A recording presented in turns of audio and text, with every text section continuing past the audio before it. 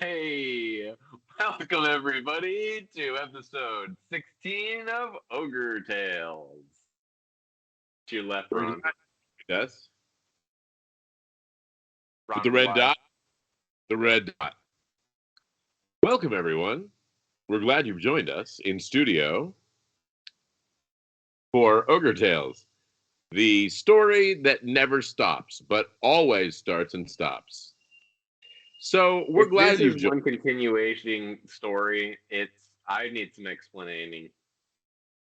We're never going to stop, but the story changes every week. Every week we write a 2.5 hour-ish story from beginning to middle to end through role play. And if you haven't seen it, man, go back and watch the last shit. I could never have written that on my own. It was ridiculous. So we invite you to join in on this game as well. Just do what Connor says and stick it to him. Let's stick it to them. So, this is the random role playing show. Each time we pick four stories. You can help us with that by writing in the comments, or if you ever join our live on Twitch while we're doing it, Ogre Tailz. So, we picked four stories. I had a great idea today that sounded like we both enjoyed, where I guess it only affects me this time because it's kind of a player role where the player. So each of us will pick two alignments, like neutral, evil, neutral, chaotic, evil, good, chaotic, good, lawful, good. We'll each pick two of those, and then the player will roll a d4 for what he has to play in the alignment, and also personality trait or flaw. So like excited, happy, confused, dyslexic. Uh, It's going to be hard to role play. Let's do an alignment and then roll on that 3.5 chart that I found. okay. Well, we'd just be kind of picking four of those things, but yeah, it's a good chart. 4. Yeah, yeah. So sometimes you get to pick between, like sad, depressed, angry, or suicidal. That sounds very 5e, son. But uh, that's yeah. when Well, what?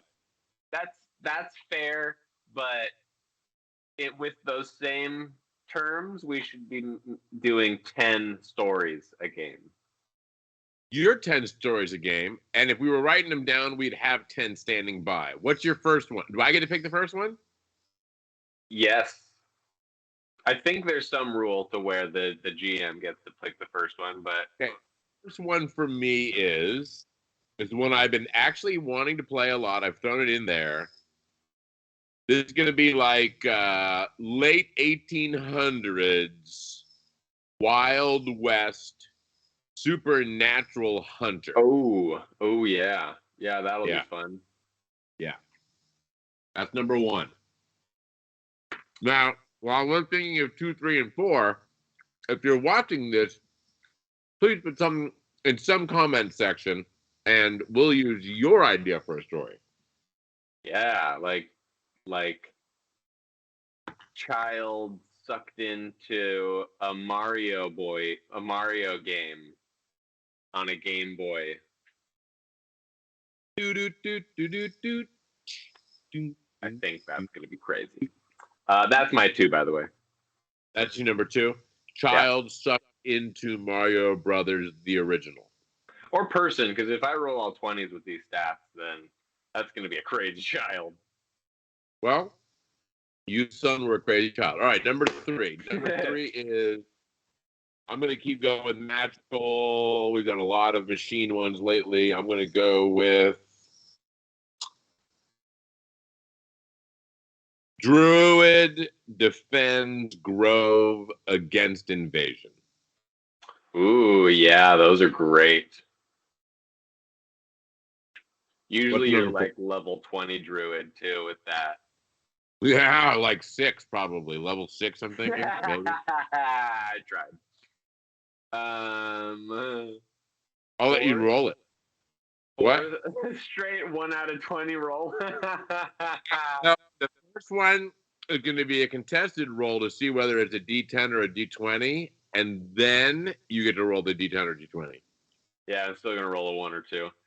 Do it is. Orcs all day. I love orcs.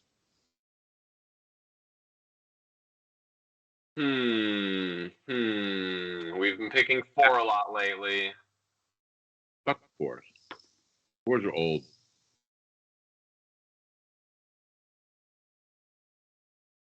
Okay. High school dropout turns interdimensional bounty hunter.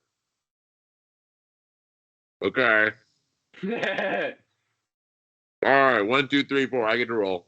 And 1, 2, any 3, boob. 4. You declare 4 roll. I do. This is going to be a 4 roll right here.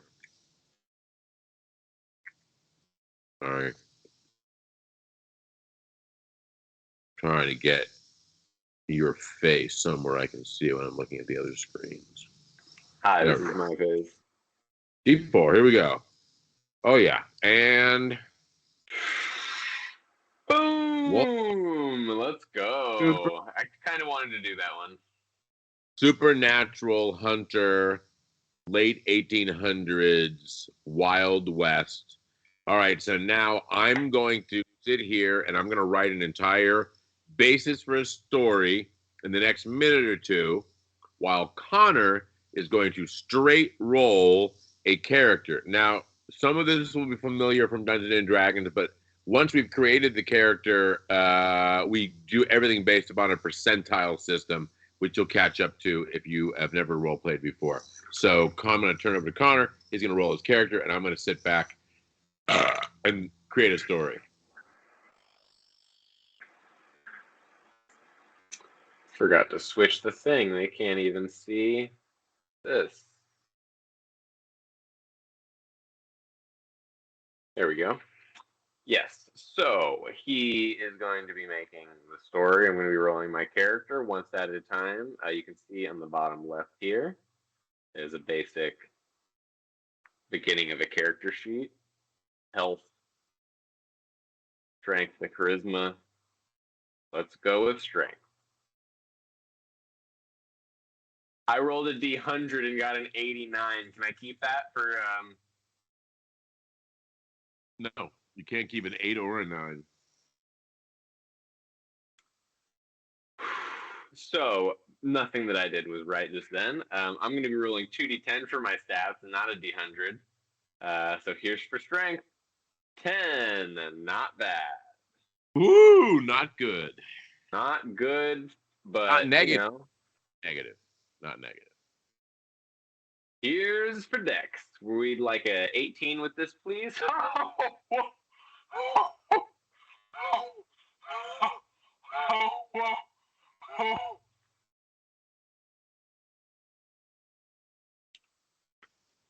That was a fake laugh, if you couldn't tell.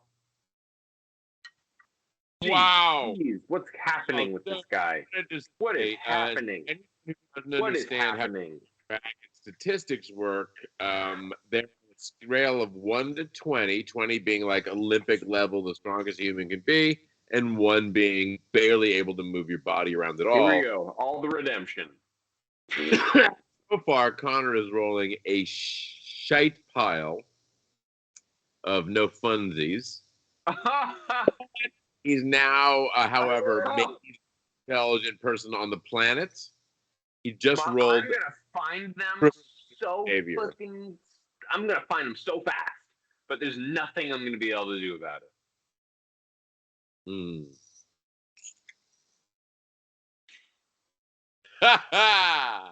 Okay, so you were completely attacked and mauled by a werewolf, and it was enough to basically make it so that you can still live, but you can't really function very well. You have a colostomy bag, so you shit through a tube, and it's on the outside of you.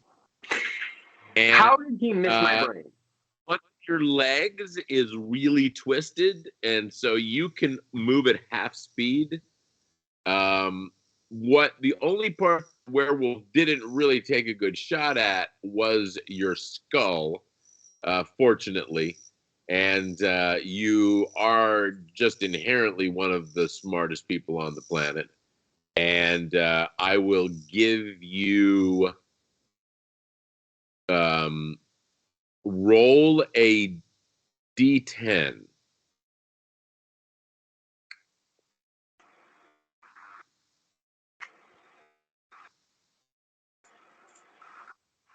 Nine. Okay, so I will let you design a late 1800s, let's say, donkey powered vehicle, and it can also have 8 special powers of a minimum degree, or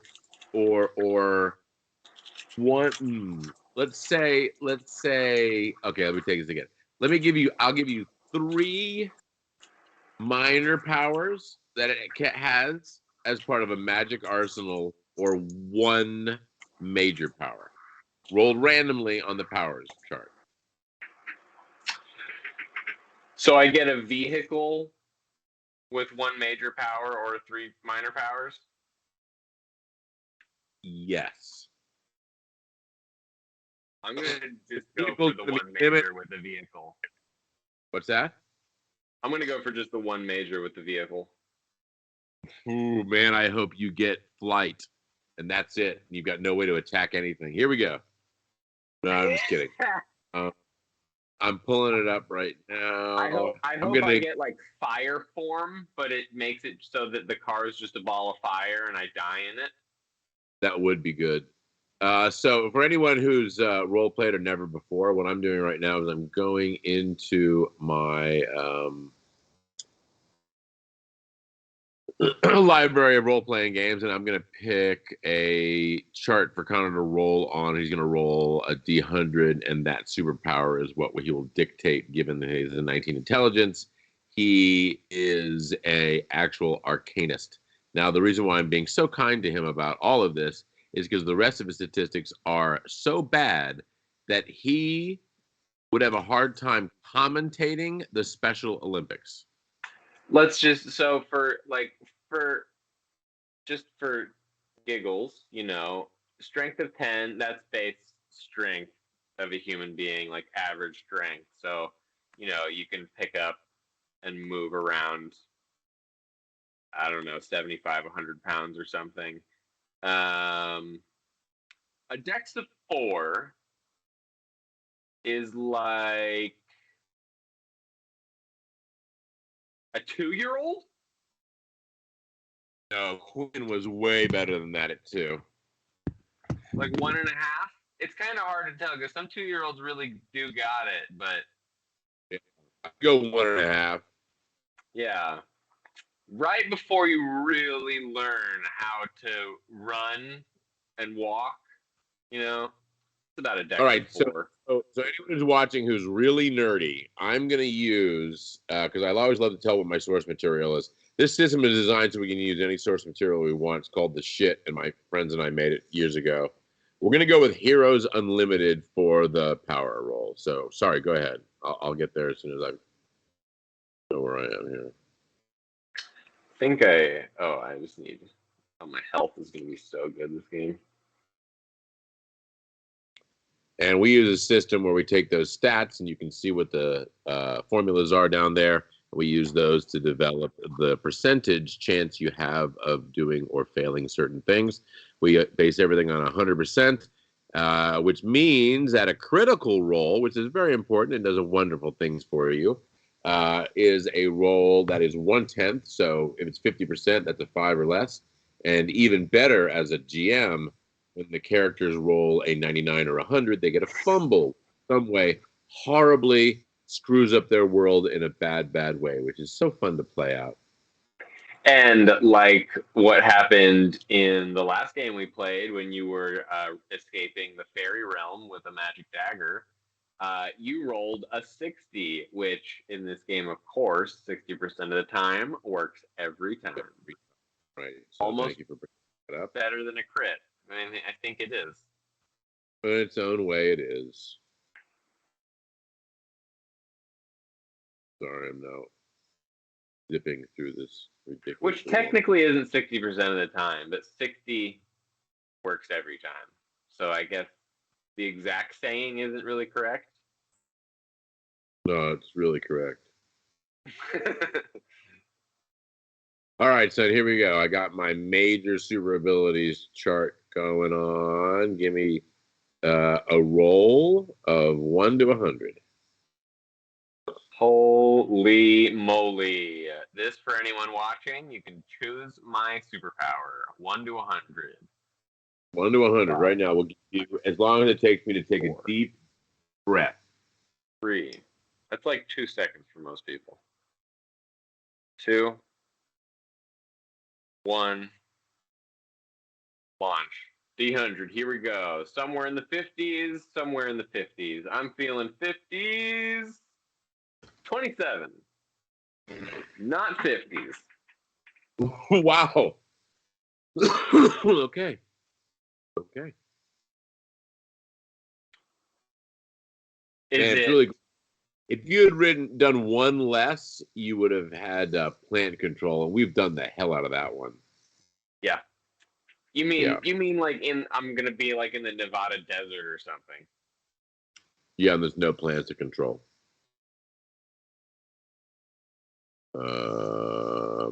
Sorry. Where am I? Like 1800s New York? I'll tell you. Give me a second. Fine. Devil's Canyon.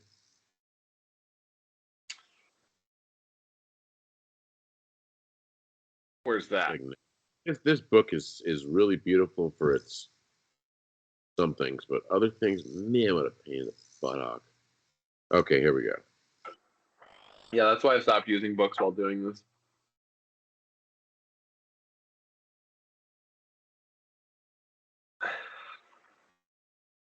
Huh. They have literally one sentence. Okay. Growth. Growth? Yeah, you basically have both a what are the two? Shrink and grow? Oh, that's great. Yes, All in I'm your going to be journey, doing is what that guy did in The Boys. So it would take you like 3 separate attacks to get that small, but you could. I mean, separate castings. You know. Yeah. But you can. You'll be constrained. We'll constrain you to like 3.5 rules, but we'll give you the power to do it over and over again. So each time you're casting a spell from inside your Professor Xavier donkey-powered vehicle. Click the shrink button. So give yourself 2. Let's go with you rolled a 9. So 3 defenses like oil slick, fart gas, whatever the heck it is. Spiky balls that you shoot backwards to cover your retreat, whatever the hell it is, and 3 defenses. 3 things like that. 3 things like that you can do, and then 3 attacks that are based upon. I really didn't look right. Machines of that. Revolver, Gatling gun at the biggest, probably. And then also consider the fact that you're a supernatural hunter. I'm going to base the rules just for fun upon the series Supernatural. So if there's any special ammunition you want to have, I'll give you 5 minutes to write it down on this character sheet.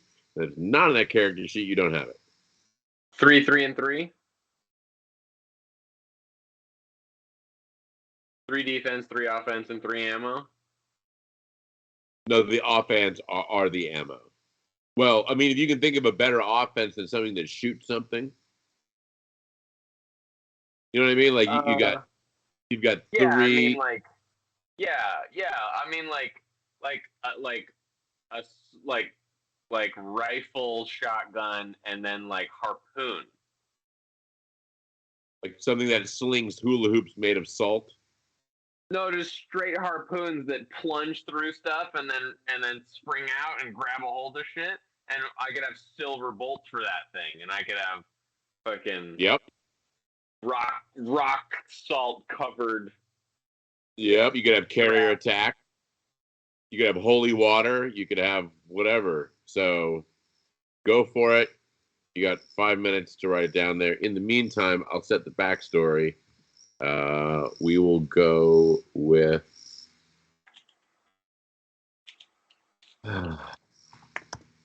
everybody's favorite place that's been in my mind quite a bit recently.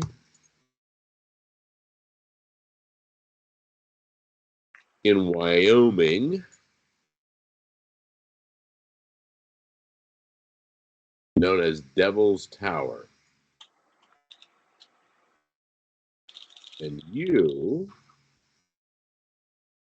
are a well-known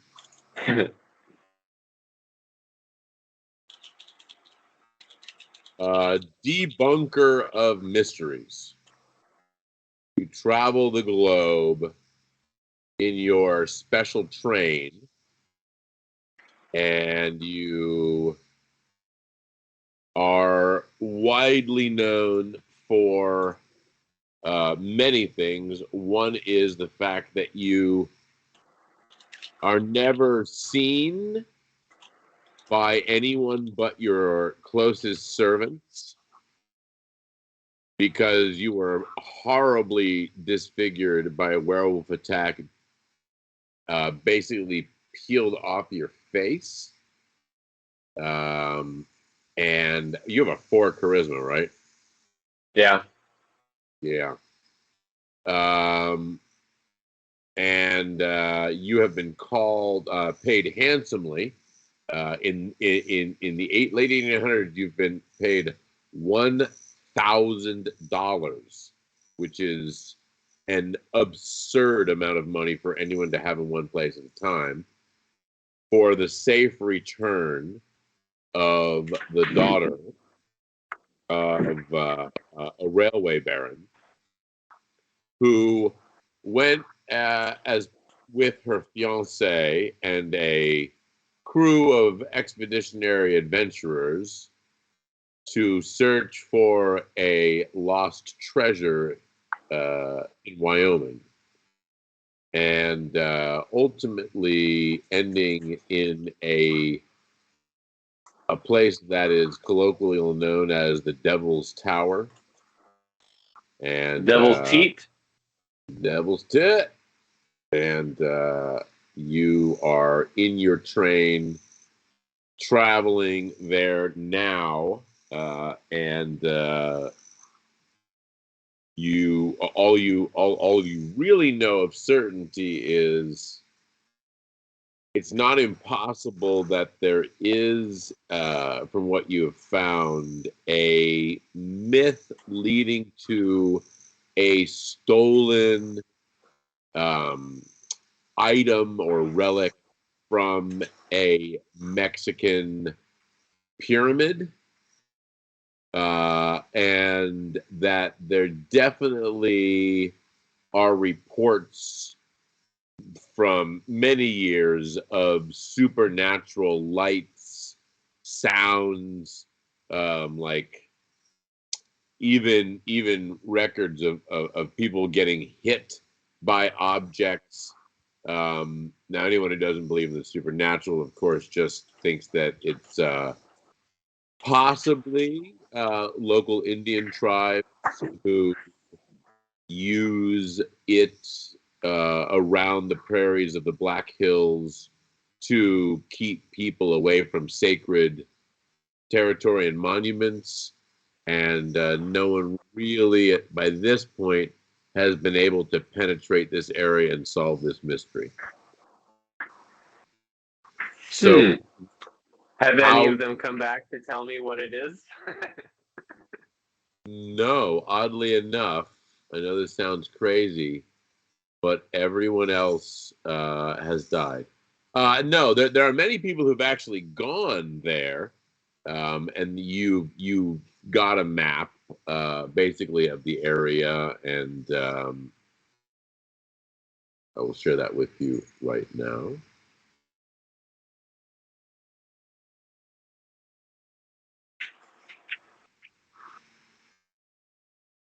So you're in your train. Anything in particular? You're doing? I'm not in my vehicle. I'm in a train heading there. Yeah, you spend time, you're either in your vehicle or generally in your train. You don't really like either one because moving is excruciatingly painful for you, and there's no I was about to options. say if I'm in the train, I think I'm in the vehicle in my train. Or Well, when you're in the train is the only time you ever get to be out of the vehicle.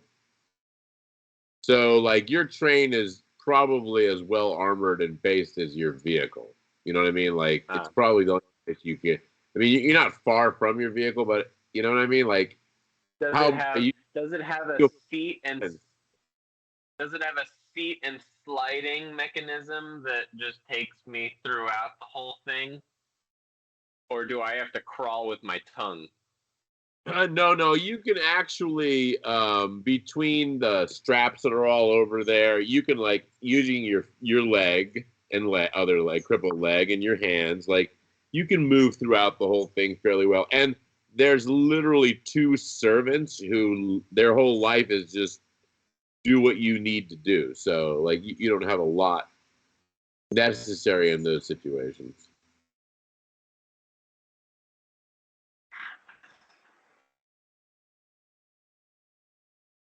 Um, So what do you have as supernatural hunter equipment that you're carrying? Or like have, this, have the stuff in my car. yeah, like what's your car all about, and what other items do you carry like for last results on your own crippled body? Um, I shouldn't say crippled. I should say unfortunately capable. um, I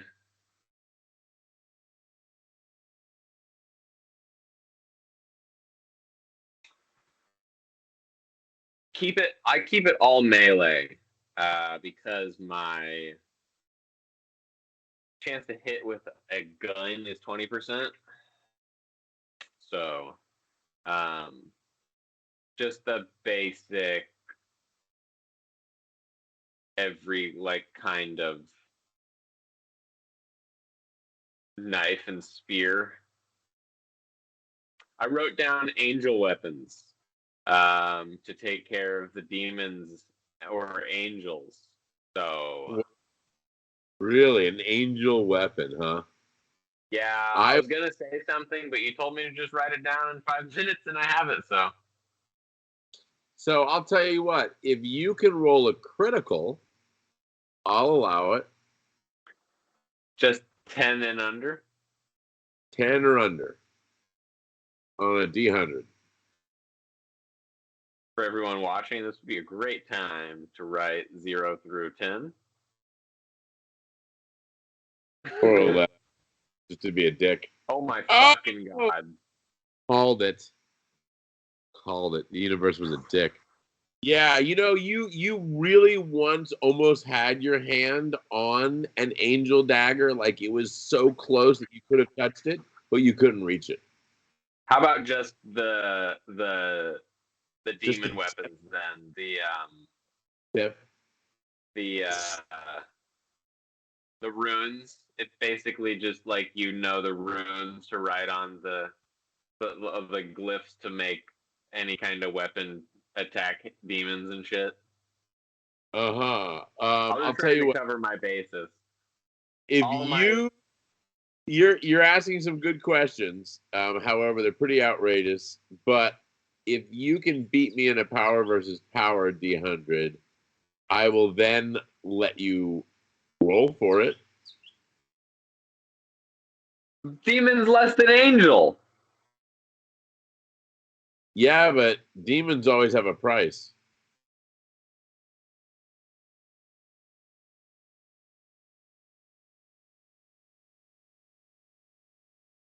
Bullshit.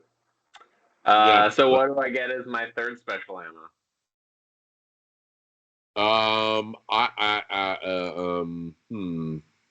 Because nothing else attacks demons.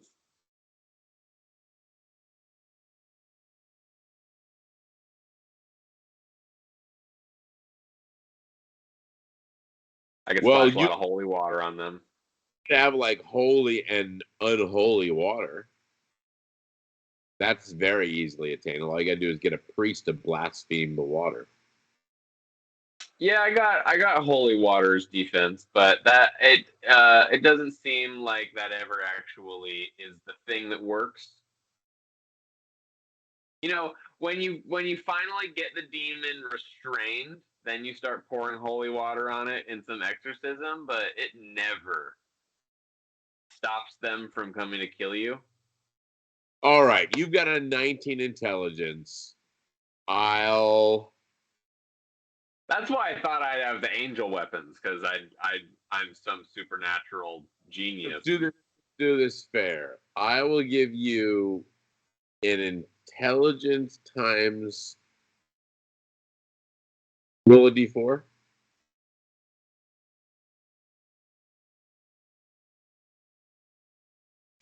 All right, I will give you an intelligence times 4 chance, which is pretty fucking high. That's like a 76 or something. That you can have a like a net that is has a glyph on it that will like literally, if you can get it on something that's supernatural or other world, it will like hold on to them for a bit until they break through it. And that glyph, I can't draw that glyph on a dagger. You've so far not been able to reproduce it, but you do know the glyph.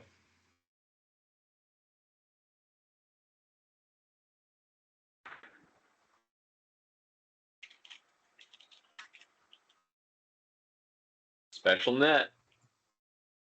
Special net. Okay, so you've got a shotgun, rifle, and a harpoon. The shotgun will do. My so for melee stuff, for like what I have on my character, I have basically like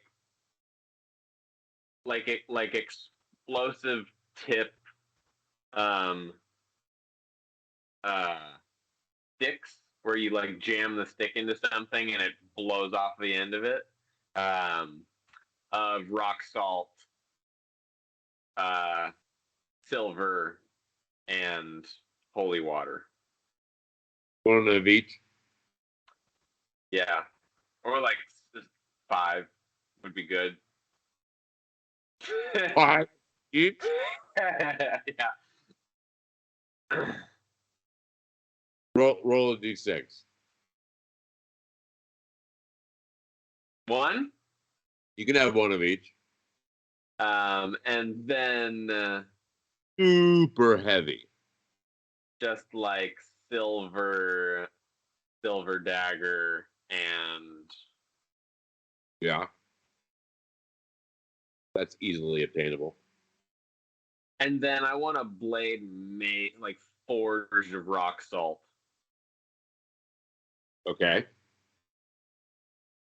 It's useful for one attack. I was about to say it might break on that first go, but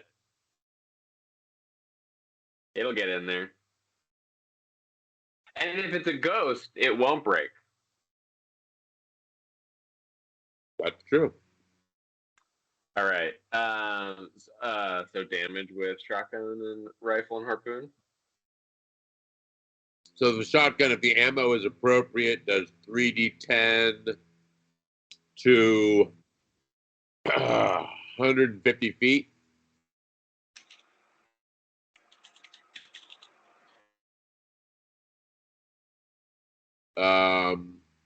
And the rifle does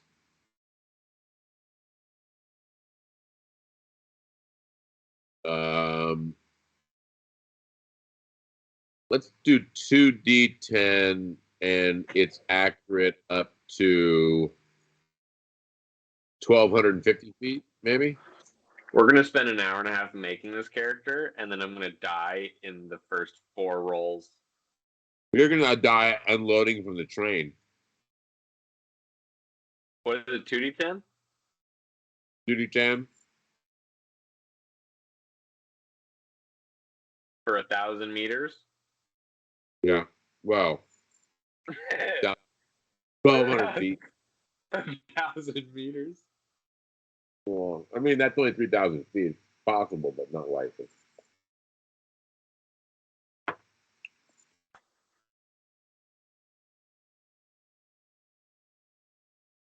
Harpoon does 10d10 and explodes with demonic fury.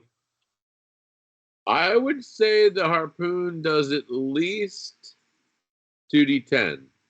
Now it does 2d10, and if you do 15 points or more, it'll do an extra d10 because it punctures. And then the grab.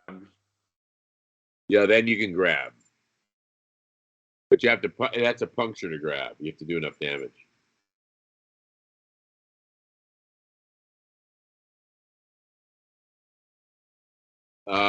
Your donkey moves at regular land speed. However, that speed changes both with size up and down, like all things do. Yep. Make an I'd say I intelligence roll. usually ride it around with one boost up. Make an intelligence ×3 roll. No. 83. All right. So you are ready. You're there, like they say. Oh, sir, well, glad you've awakened. We are on location, and you can disembark at your leisure. Is there anything else? We've packed all of your normal defensive, offensive, and ammo, and of course a lunch and several other things to entertain you on the way as usual. But if there's anything else we can do, we will be over here in the closets where butlers live. No thanks. I'm fine. I'm gonna go get the monsters now. All right, you successfully get your body up into the tank, we'll call it, and the burrow is very kindly awakened because burrows love to be awakened. And with a it kicks the sides a few times, and then gets trotting on. Ramp opens from your train, and you are out in the scourging desert and prairie. Make a perception roll. Oh yeah, 7. Okay. Better be. So,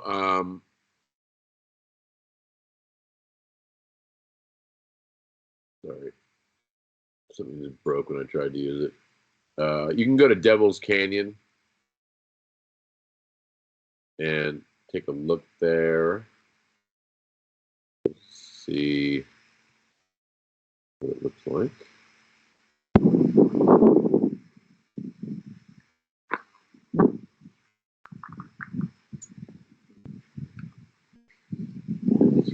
pretty much just.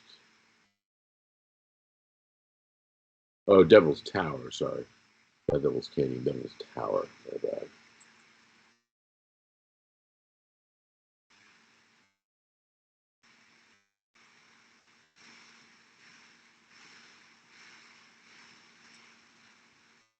It's extremely unforgiving territory. You don't have a lot of trouble navigating it, and the place you're going, the Devil's Tower, obviously is been a site of some attraction for more than a moment, because although there's not like a road that leads up to it, you can see there's a natural, or not natural, but a slowly between indigenous and colonial man, they've cleared a path up to it.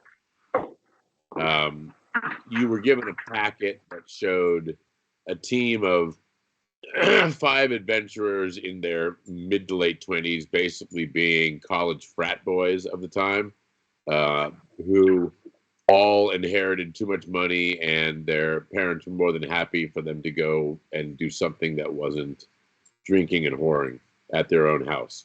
So, in their own town, rather. And so, as the wife to one of these men, the girl you're looking for, Adelaide, is the 6th member, and she also was a college graduate, met them at college, and is a bit of a rock hound, a gemologist, and you're not actually paid to rescue any of the others, just her, by her father. To rescue her? That's the intent. I mean, he's paying you this ridiculous amount of money so that you will presumably bring his daughter back. Cool. Probably with the I'm heart. gonna guess she's not gonna be okay with it. She's gonna take one look at me. I need a mask. Yeah, you definitely probably cover yourself head to toes in leathers or just cloth. Like a witch doctor or a plague mask. Oh yeah, that's nice. A big beaked plague mask. Yeah. That'll make things really inconvenient. I like it. I slowly have like steam flowing from my robes the whole time. Yes, you do. There is a small train outpost about 5 miles from your location. It's got a small town, it's got about 5 buildings. It isn't what it once were, because no one really wants to go to Wyoming for gold when you can go to California. But it's still there if you need like meager provisions and stuff, or need to find out more information in the area. That's your only choice. There are native people in this area, but you so far haven't really found out much about them. So I have to search for this girl? Yeah, I mean, it has something to do with the Devil's Tower. This which you've seen a picture of it, and until you get off the train, you really couldn't imagine it's actually as prominent as it is. But you saw a picture of it, right? No, I was afraid to open more things. Oh, okay. Basically, it's a giant sticky uppy thing. It's a sacred Lakota, like it's where their sacred sun dance happens. So it's like the sacred Lakota site, but it's just this giant, basically big sticky up rock thing in the middle of a prairie, and you can see it from forever away. How do I? I can share with you, right? Through what? or it'll break something. I don't want to touch it. Yeah. Anyway, so you know where you're going basically, but you don't really know much about the area. So you can either go straight to there, or you can try and find something else out about the locals.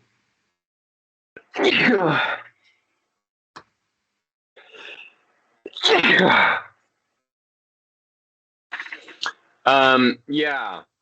Instead of talking to people, because that doesn't really work out for me, I'm going to just use my supernatural investigatingness and just slowly walk my way through the place, looking at every piece of it and licking every boot and Every boot. yep. I All can lick right. the So ground, but the boots might tell a better story. yeah, you can't. I mean, you want a vehicle that you can lick boots from. So you successfully disembark. Obviously, the Devil's Tower is completely obvious from where you are, and you're able to get oriented in that direction. Make an investigate roll.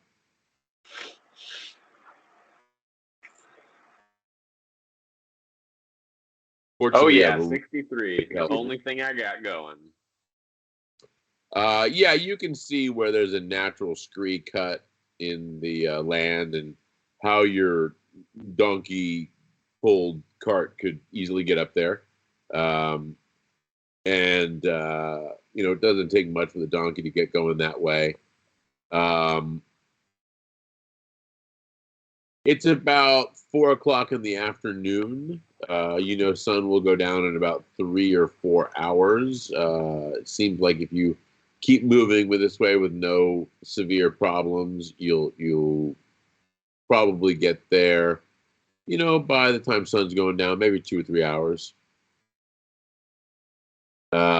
Make a contested roll.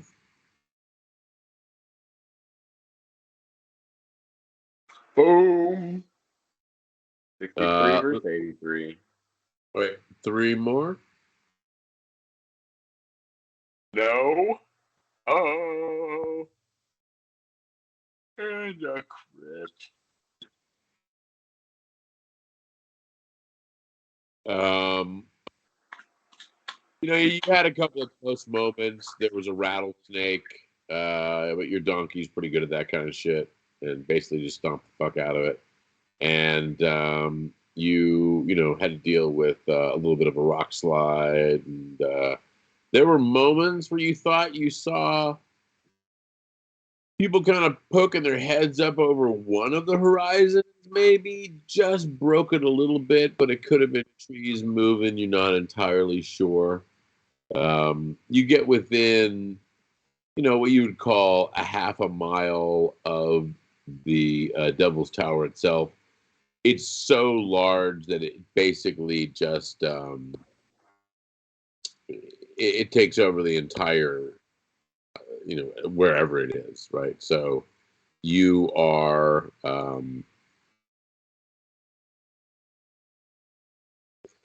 really can move up to the base of it, but as to how to scale it, you don't really know what you're going to do. So, what are your thoughts?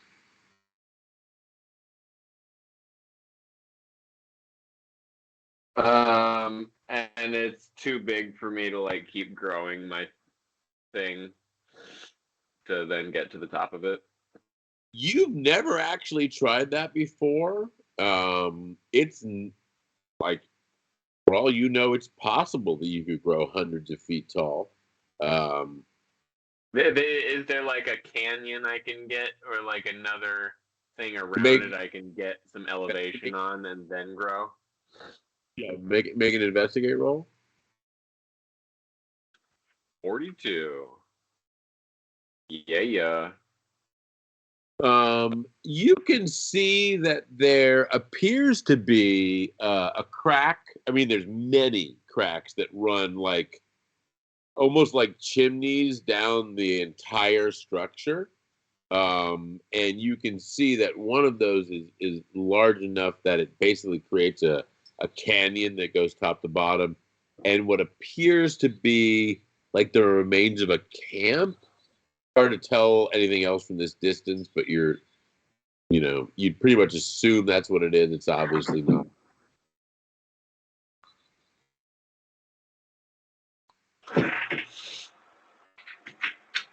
Like a So what do you small crack that I could drive up in. know? Like something that's hundreds of feet across and appears to be like a shaft running the entire top of it. Oh. Um, Non-ability to show you pictures, even though we're all on computers, is kind of annoying. Yeah, I'd be able to if I wasn't using everything. No, I know. I'm not. So I'm you not. get to a I'm point not where ready for these kinds of adventures. kind of demand that you get larger just so the wheels and the donkey can actually roll on them, because the individual rocks are like twice the size of your head. It's all just like scree. It's just stuff that's fallen off of this giant rock structure for ages.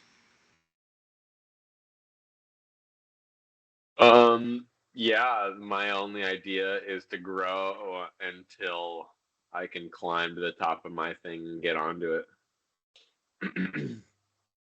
Okay, we will do wisdom plus intelligence times will be your power times 3. So that's 60, 21, 81. That's pretty big.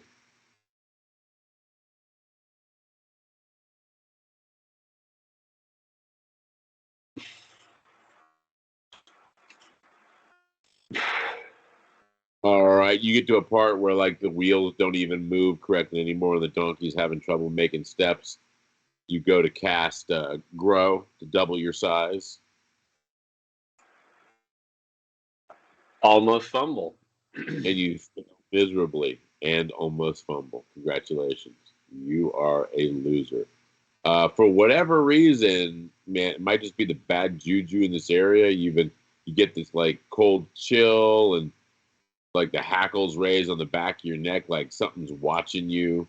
And whatever it is, like splashes cold water on the spell that you started casting. What do you do? Try again. Okay, you wait like 15 minutes. Give me a contested roll. You Oh wait like yeah. 15 minutes, and it's fortunately blissful because it takes you a while to like just shake all that stuff. What's your system shock survival like for this character? 35%. Let's just see what that does.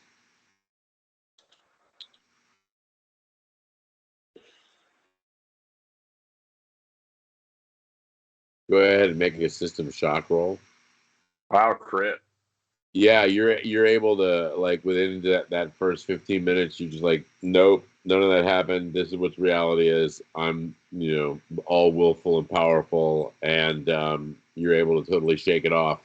Roll again for the spell. Right on on the the button. on the nose. Yeah, you Thomas loves Lava Demon, and you are twice the size. It's pretty easy for you to move forward at that size, and the donkey and the cart, and you continue up. You can move forward. What do you do next? Yeah, if I can get farther, I do before I grow again. Okay, make another contested roll. Woo. Yeah, you make it all the way up to the top. Although, like your supernatural senses are just going crazy. Like, someone is like literally looking over your shoulder, but like every time you turn to look, or like you think you see something move out of the corner of your eye, but it's never there. But it's happened too many times to not be real. The moment where like you get the chills and can see your breath. You have to piss really hard. Oh, that's worse than either of those. Well, that comes with it. They just don't talk about that in the series. You come trotting up. You're within, let's say, a football field length away from what appears to be like 6 individual 1 to 2 man tents sized that looks like it has been sitting there for. Make an investigate roll.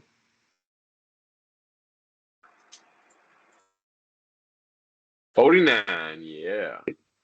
It's been sitting there for probably 3 weeks, maybe a month since anyone's been there. Like, most of the tents have been torn open and gone through by predators. The campfire is obvious, but you can tell that there's been at least a couple of wild storms have rolled across the prairie since then, based on covering. And the fact that none of the like predator tracks that you find are real recent. So like there's been nothing worth hunting here for a bit, at least one storm's worth. As far as you can tell, this looks totally deserted from as far as away as you are now.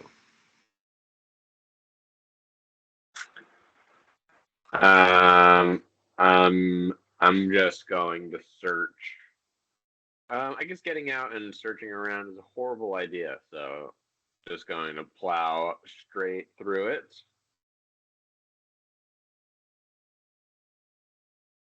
You're going to go right through the camp? Yep. Okay. Make a perception roll.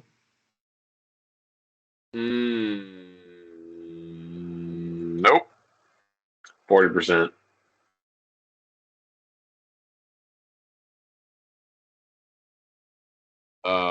You feel like as you get about 2/3 of the way through the camp, like you're passing through an oily kind of like bubble. Something like it doesn't stop you or anything, and it's not physical, but it's definitely psychic. Like you psychically feel like you just like kind of went into a different realm or something. Not different realm. It looks exactly the same, but you cross some, you pierce some veil.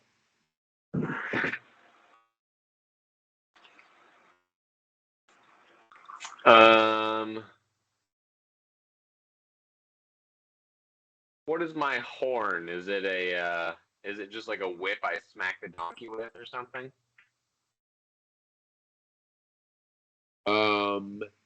Yeah, you could have that. Sure. Did they have honk, honk, honk, honk? I mean, really, you can have either one. You can have a stick that has a pokey thing that pokes him in the butt, or you can have something that holds a carrot just out of reach. I have a 19 intelligence. I want a trumpet that is powered by the air of the donkey's farts. Okay, make an intelligence ×3 roll. So close. Damn it. So close. Yeah, you have so far figured out how to poke the donkey at the right time and get it to hee-haw pretty loud but the actual amplification part of it still to this part escapes you. So you press the button and it pokes the donkey, and the donkey complains and kicks backwards and like kicks into the front of the box where you're sitting and makes a whole bunch of ruckus. And then I'm gonna peel my eyes. Make a perception roll. 25, yeah. Yeah, the donkey, you do the whole donkey thing, and what appears to you to be off to the side, like on a big boulder, is like a 2 foot tall, like stick figure with a like an apple for a head, and it appears it has no eyes, but from the wrinkles that kind of make it look like a face, it appears to be watching you.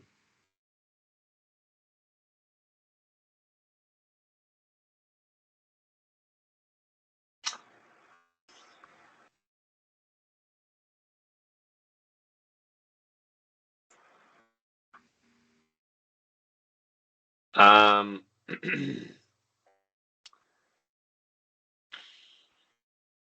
I'm gonna hit it. How far away is it? Oh, it's only about 30 feet away. I'm gonna hit it with a shotgun rock salt round. Okay. Um, Go ahead and make a. Ooh, man, you are so bad at everything. Yeah, can I do like investigate or like intelligence dex ×3 for my car attacks? No, no, you can't. But let's think about this. You're actually better off using your strength. So, like, Well, I don't yeah, know. well, like, but like I figured the car stuff just like worked off of not dex while building Yeah, it because it'd just be yeah, buttons that I had already made into machines. yeah. Um, Go ahead and make If a. this guy ever has to wield a rifle, it's not a decision. So far, you've figured out how to kind of like oddly enough make it so that you can muscle it more than like dex it because your dex is you have bad inner ear shit. You go dizzy all the fucking time. Like you can barely walk 3 steps. You got a crippled leg. Like that doesn't matter now, but like for just aiming this motherfucker, you've actually figured out how to make it strength based because you're stronger than you have dex. Now give me an intelligence ×3 roll to have invented something that aids this your shooting. Let's go. Okay. So I will allow you to add roll a d20. You can add 18 points to your strength. So that would give you a 28 times 5 for your basic melee attack with it, which is pretty damn good. Too good, actually. Let's say 140. yeah, let's go with 14 crit. 85% attack with the the weapons.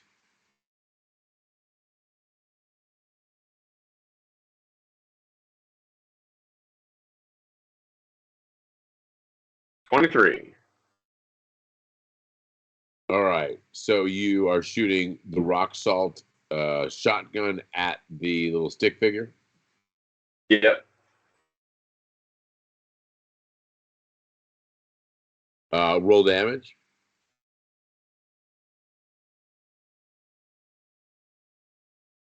14 damage to the shoulder.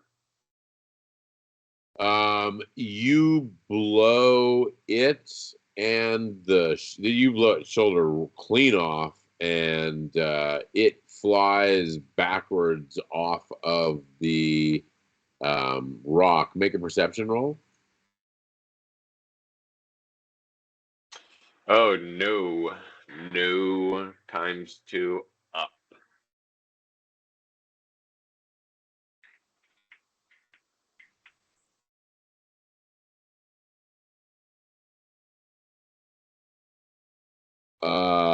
A good sized rock, like a fist sized rock, hits you in the 7, Ow, my hand. and that would be your right hand. So it successfully, well, let's see. No, I can't imagine you're that exposed. You hear something hit hard as fuck, like bullet hard, and crush against right where your right hand is in the um, in the machine, and you jerk and flinch so hard you actually like bust open all of your knuckles on that hand and take 4 points of damage. Nice. You hear a cackling and go, well, that's how it's gonna be, is it? What do you do? Um,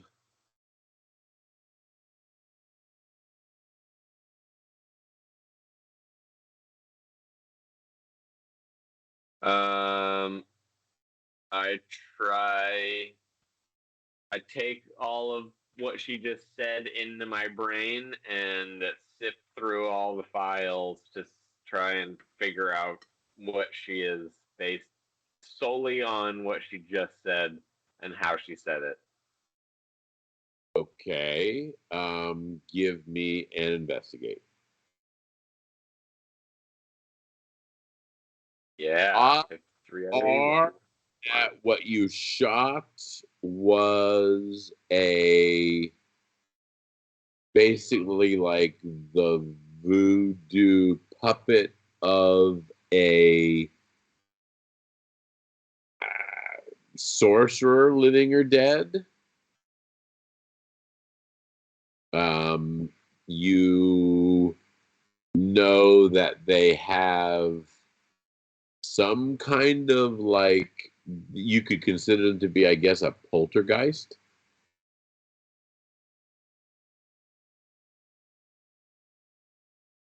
But like one that is tied to a creation and then bound.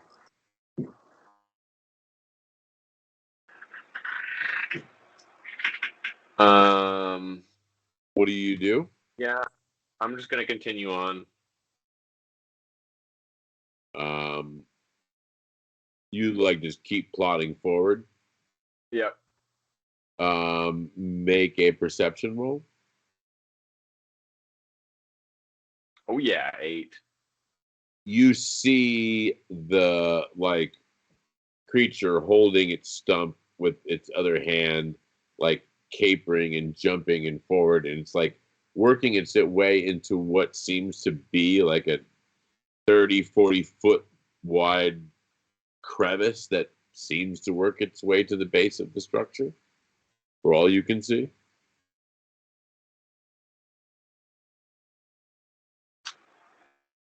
Um, is there any way to get to that? Yeah, I mean, like the size you are now, like you can get there. You can roll up on it. You're like, I don't know, you're probably 11, 12 feet tall in total at this time. So like you're pretty big. Yeah, I'm gonna follow it into the crevasse. Okay, make a perception roll. Nice, 25. Um, you see, like off to the left here, a big ass rock just is flying at you. you can just allow your wagon and like your tank to take it in the wooden siding, or you can, I guess, try and dodge it half, which would be fuck you like I'm 12, I'm gonna 12. I'm gonna shrink and hope that it misses it with the shrink. All right, you make a power roll. Woo, let's go. Make a uh,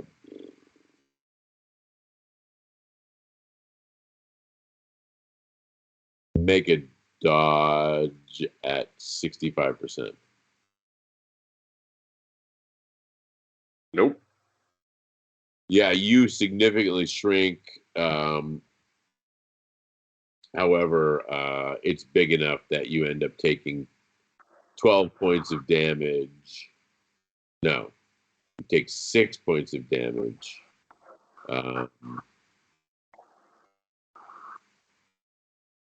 That's your other hand. Yeah, you get one on the other side does the exact same thing. It smacks in so hard that it rocks you.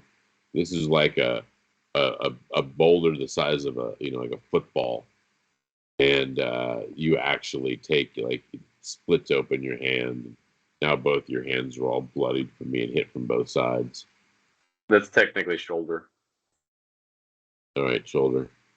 Same shoulder? Oh, same shoulder. Whew, that arm's beat up. Right.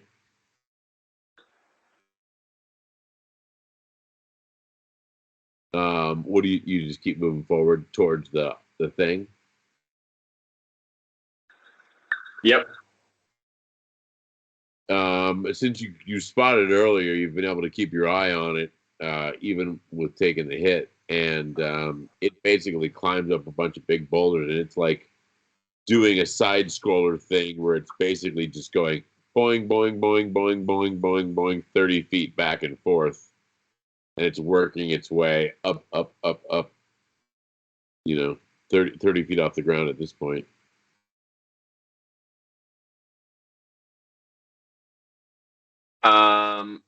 I'm going to enlarge twice to get to like 20 to 25 feet, and just so I'm like barely big enough, small enough to move through here, and You then can continue. get 25 feet in one enlarged because you're 12 already. I went down. Oh, you're right. I'm sorry. Okay, go ahead and make 2 power rolls. Oh yeah.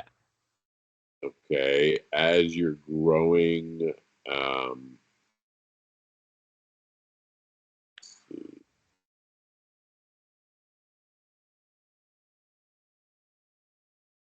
Wow. Yeah, you hear 2 other boulders go flying by you as you're growing and can do nothing about it, but you don't get hit. Okay, you are 25 feet tall. Like, you're going to try and. That's probably just short of being able to, like, hand it. Like, how are you going to try and climb this? I'm not in my vehicle. You are in the vehicle, but, like, how's the vehicle going to go up now? Because it's climbing up. So it's at this point, it's now 60 feet above you and like bouncing back and forth up Oh. this chimney. I guess I'm gonna back up and go down the path that I was going, or just try and enlarge myself at the edge of this to get all the way up. Make an intelligence roll. Intelligence times 3. Humble. Yeah, you back up to take a look and you're like, I don't see any way of getting this fucking thing up there except for making myself so big that I can like reach where it is with my hand or something.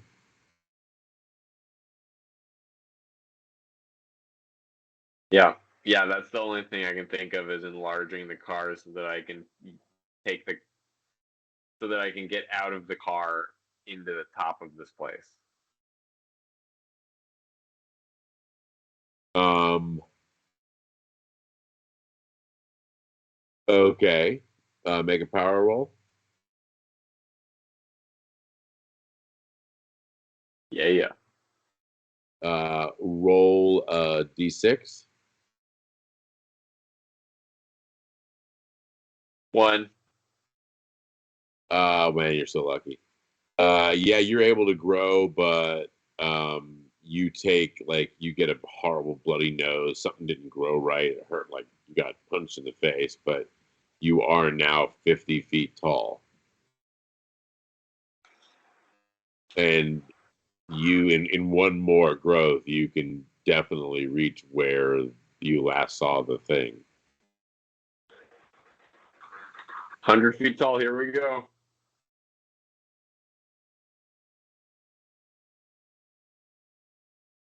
61. Roll a d6. One. Wow. Yeah, you take one more point of damage. Damn it, that was from that horrible fumble you did earlier. I was going to make you take d6 damage for 2 turns. You got 1 point each turn. Yeah, you've got a real flower of a nosebleed, both sides. It's like every time you get big, you're like, I'm big, but man, it feels like you just got punched in the face. Make an investigate roll. 48. Yeah. For You having can low percentages, I am making a lot. You're like at 150 feet, which is basically you looking down a little bit from your cart. You can see that like that natural chimney keeps going up, but that the Applejack looks like it jumped off onto where there's a ledge, which appears to like go into a tunnel. And you can see it's obviously man-made of origin, like the edges have been tooled with like stone tools or bronze tools or something really ancient, like or Bronze Age. Can you pause the stream? No. Okay, I'm gonna die. So you're gonna tell them a nice story about our last adventure while I pick. All right. Make sure you don't do it off the back deck where everyone can see your penis. This time,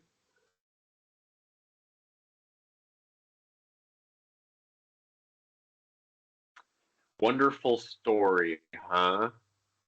Once upon a time, there was a dragon that. you just tell them how good I did last time. You don't have to make anything up. Yeah. So go watch the last episode because it was actually pretty good. Um, it involved a lot of raw gameplay and much less build up like this one. Um,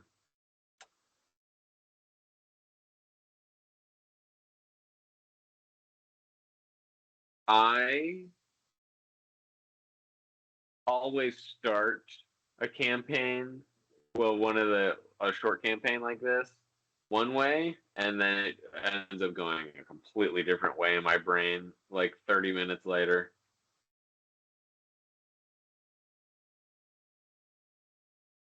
It's funny, like I started that campaign. I was like, yeah, you're gonna take the dagger and you're gonna get out and escape. And then I was like, wait, but what does it look like? And so then it all turned into a slow building of what that realm was. And it came down to the last two rolls, like the last two decisions. He got away and he got a wand of wonder, which for any of you don't know, is like it's every time you use the wand, it's a randomized roll, and there's like 20 or 25 different things that you can roll, um, from like fireball to lightning bolt to create a rhino or elephant to turn the user blue, purple, or yellow permanently, um, and some other really bad and good ones. So it's just kind of a really fun, chaotic item to use. And then the last decision he made was to grab a deck of many things off off the counter, and he rolled literally the most perfect card he could have rolled for the adventure. He was trying to get away from the Fairy Queen, and he rolled a card that basically let him remove himself from any situation that he wants to. Yep, something crazy like that. I read it. I was like, yeah, that can't be that. No, it is. I mean, that's what it does. So that's what it is.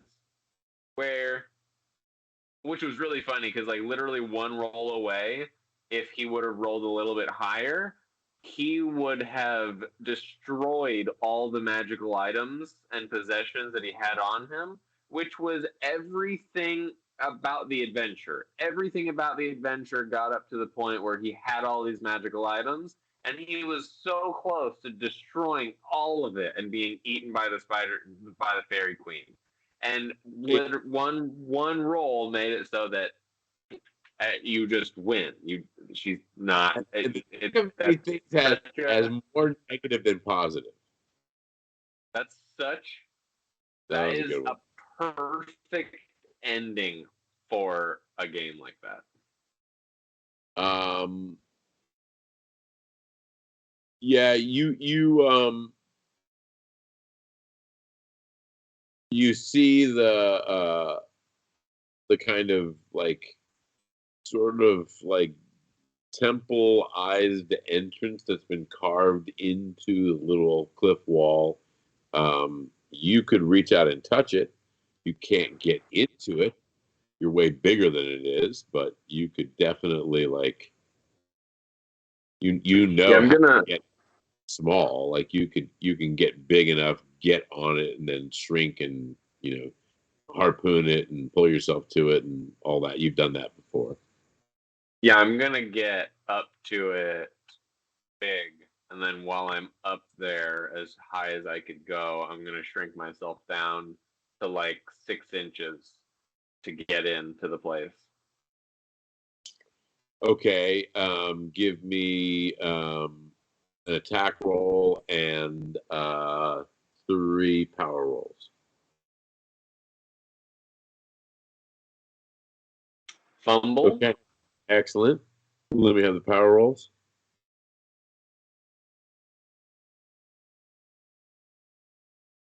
Missed the. Oh no, I made all those. All the powers. Now you have an 81 power. 85. 85? Oh. What was 81. the 85 was to hit with my thing. Yeah. 65. So you missed, but you go. Okay, so here's what's happens. You are really big, and you line it up, and you have done this before, so you have to time it just right, and like you go to cast shrink, nothing happens. Like fuck. You go to cast shrink again, and you press click, and it doesn't. The harpoon doesn't click, and you go to you get one size smaller. You go to press the harpoon again, and it shoots basically the front 3/4 of your tank forward, kind of like you had planned, but literally the whole ass end of your carriage stayed big or something, because when you shot forward with the harpoon gun, like it's wide open back there now. It's just like this, like a giant just went and ripped the whole back end of your carriage off. What am I shooting with the harpoon gun? Well, you were shooting forward to try and grab a hold as you got smaller as you were falling. Wasn't that your intent? Or you were just like you're not so, like, you'd have to get way bigger to fall down upon it. Like you're kind of like looking eye to eye with this thing. So like, Yeah, I was just gonna climb onto the top of it and then shrink myself.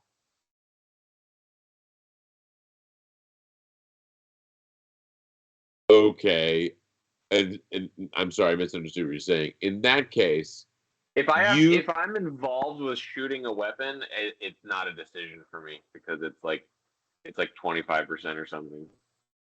you well, it's 50, I think, but yeah. You go to make yourself small, and you do, and you start falling, and you end up like you're falling. It appears like you're going to land. You see the land, and then all of a sudden, like, the land starts looking like a canyon with rocks and like digs in it, and then all of a sudden it feels like you're now like at the bottom of the Rocky Canyon. Um, make a contested roll.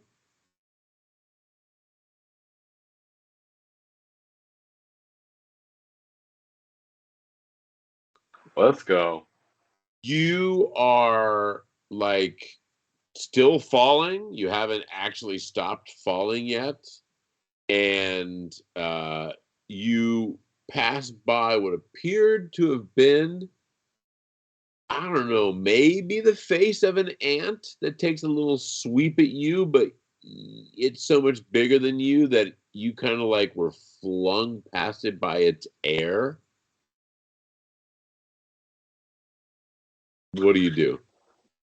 I'm like half a centimeter big right now. Make an intelligence ×3 roll.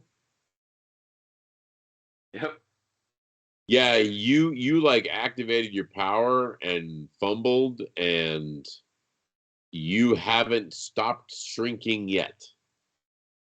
You're like Honey, I Shrunk the Kid size, and for all you know, you haven't hit the ground. You saw the ground. You were like, oh, the ground, and then the ground became like a whole different plateau, and now you're just like in a whole nother world of canyons and giant objects and shit that you didn't see.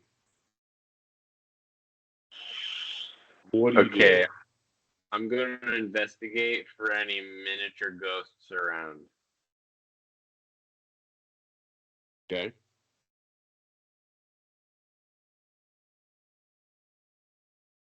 Yeah, you don't really notice anything like that, right where you are right now. Um,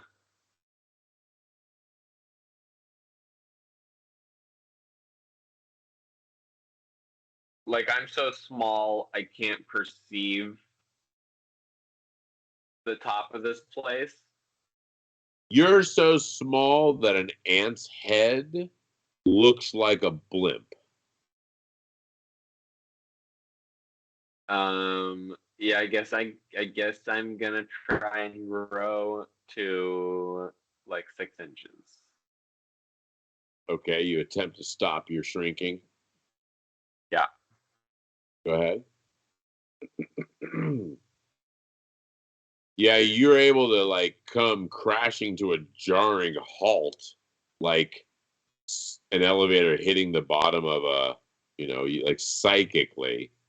Like you're like, bam! You're like, oh shit. And you are looking up at this with what your intelligence you can understand is probably an ant.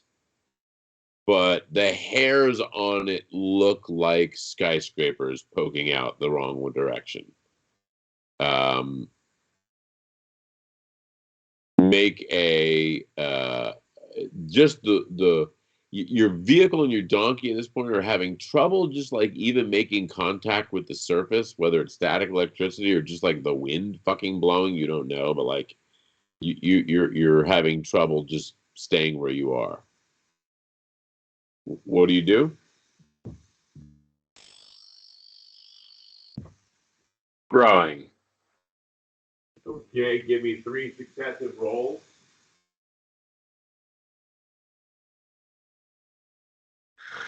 Wow. Hope you roll bad.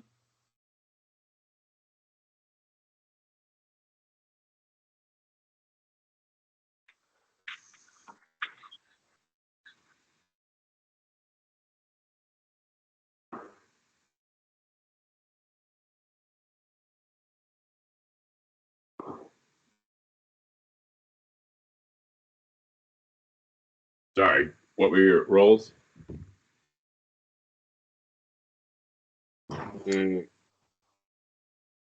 82, 73, and 49. Yeah, the first one not so much. The next two you're able to like ratchet yourself up. Make a perception roll. Were those contested rolls? No, those were just straight you using your power. Oh, you said contested. I was waiting for it. I'm sorry, my bad. Perception? Oh no.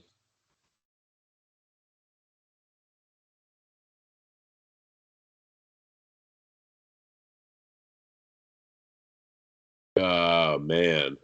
Make an intelligence roll. Yeah, you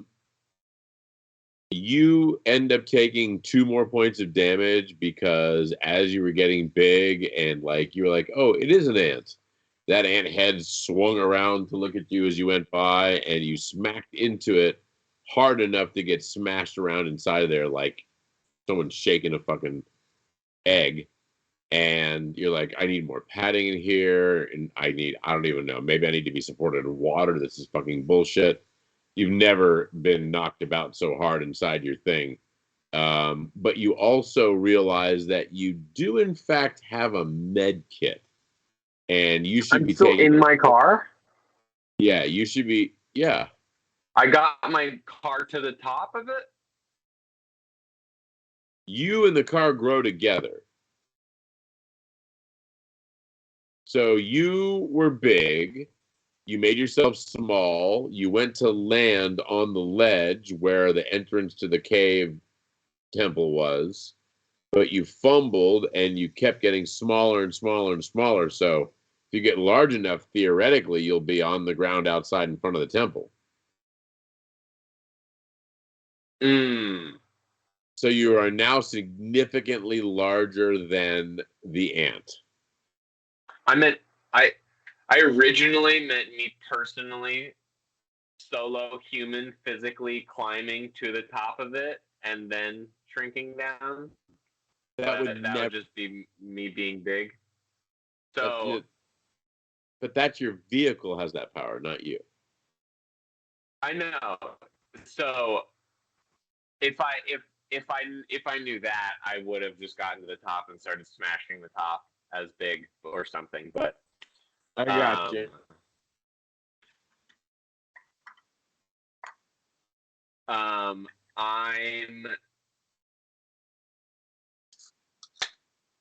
because now there's no way to get my vehicle off.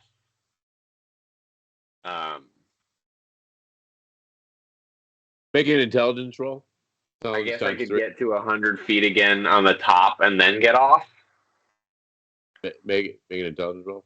Like you know that if you get small enough, you don't actually take falling damage. Okay, then I'm gonna stay that small and leave and fall off the canyon and go back to the town and heal up and ask people how to get up this thing.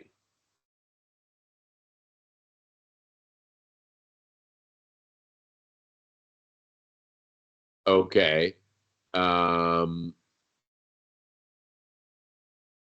So you grow large enough, roll off the edge, and then get small enough again as you're falling to not take damage, and then get large enough again and go back to the town. Yep. Okay. Give me 2 power rolls to get. Well, give me 3 power rolls to get small enough to not take damage. So you're falling. Looks good.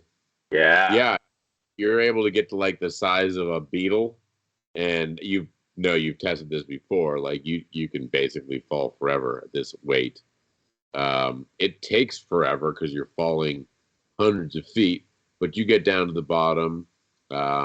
Make a contested roll. You're able to land on a place that doesn't look like you're down in some crazy canyon or something for being so small. And you could resize yourself and drive back to town. The town, make a perception roll. Yeah. 38. Like, as you're heading back to town, you know that you're being watched by natives.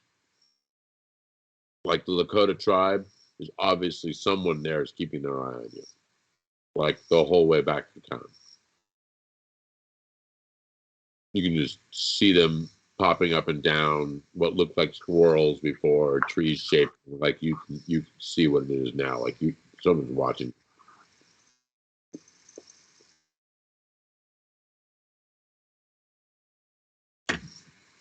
Um, So I basically, yell they're. at them. Oh, go ahead.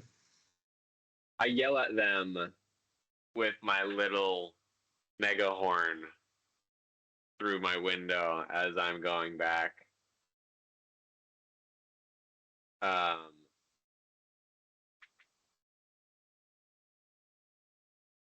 um, if you guys could help me get up there and slaughter that bitch, it would be really nice.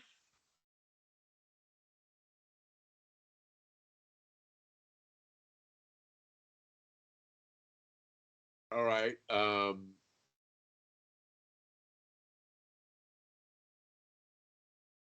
Wow, my system just froze. Oh, 87. Yeah, you don't hear anything. Um, the town basically is a train shack. There is a mail pickup like platform. The remains of a saloon. It looks like it's possibly still active, but like there's not a lot of horses in here. Obviously, this town has not really made any money in at least 10 years.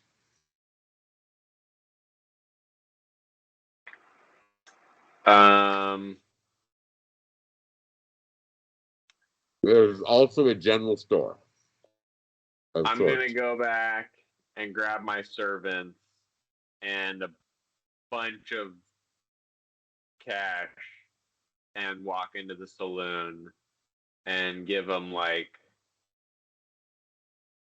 10 times what they're asking for a room and everything, and then try to ask the person behind the counter information about the town and weird things and the tower. All right, you get one of your servants to accompany you back to town, get out of your rig, and they're helping you walk. You got a cane. pizza, and you go into the saloon. There's someone completely passed out on the floor with a jacket under their head, what appears to be passed out. There's a little vomit next to them. That's it. There's no one else here. Huh, yeah, I wake him up. Okay. By what means? By dropping money on him repetitively.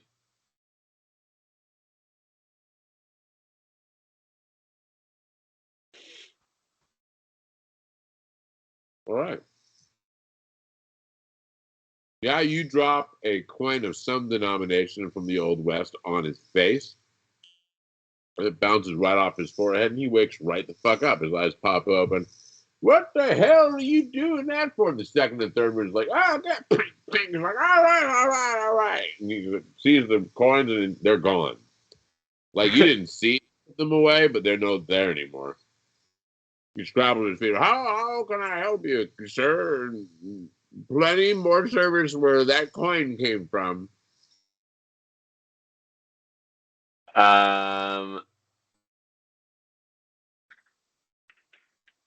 Yeah, I asked for a room. And food and information about weird stuff and the thing. All right, he says that would be $5 bits like you gave me before. Yeah, 5 more of those, and we'll be square. We will. You know, you could pay me half now and half when you leave, but 5 would be good. I give him 10. Oh, well, excellent. Well, if there's anything else you need, like sand or gophers, please let me know. Both of those things in this locale. We do. So, yeah, stay away from the Devil's Tower. It's haunted. Everybody knows that. And the Indians don't like you going up there none at all. And, yeah, people go up there, once a year and they all die. So I say that's bad for business. And I wish it didn't happen, but that's how it goes. I just straight up tell him exactly what I did and almost killed her, but like make it way more cool. And I almost killed her, and I came back down, and I asked him if there's anyone else here uh, alive that's been attempting this stuff.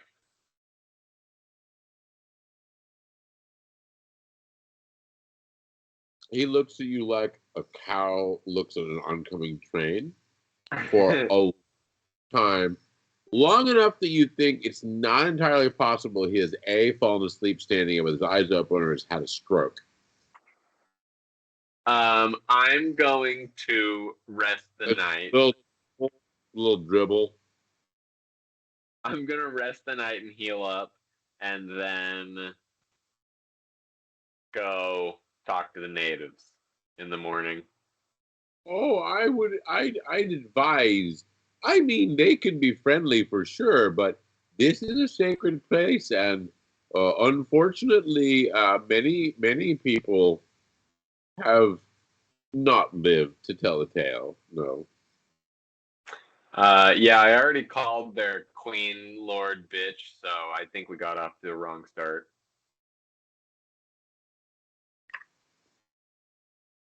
Nope. Nothing. He gestures with, and there's obviously stairs leading somewhere. I'll be happy to share. Uh, the stew is good, although I think that horse may have turned a week ago. But it's chewy, and that's nice.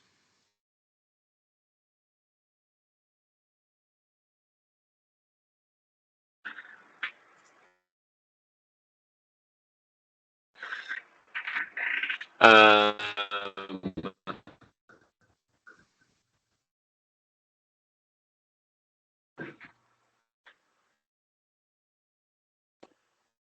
So I guess I'm gonna eat food that I already have and brought with my train. Um,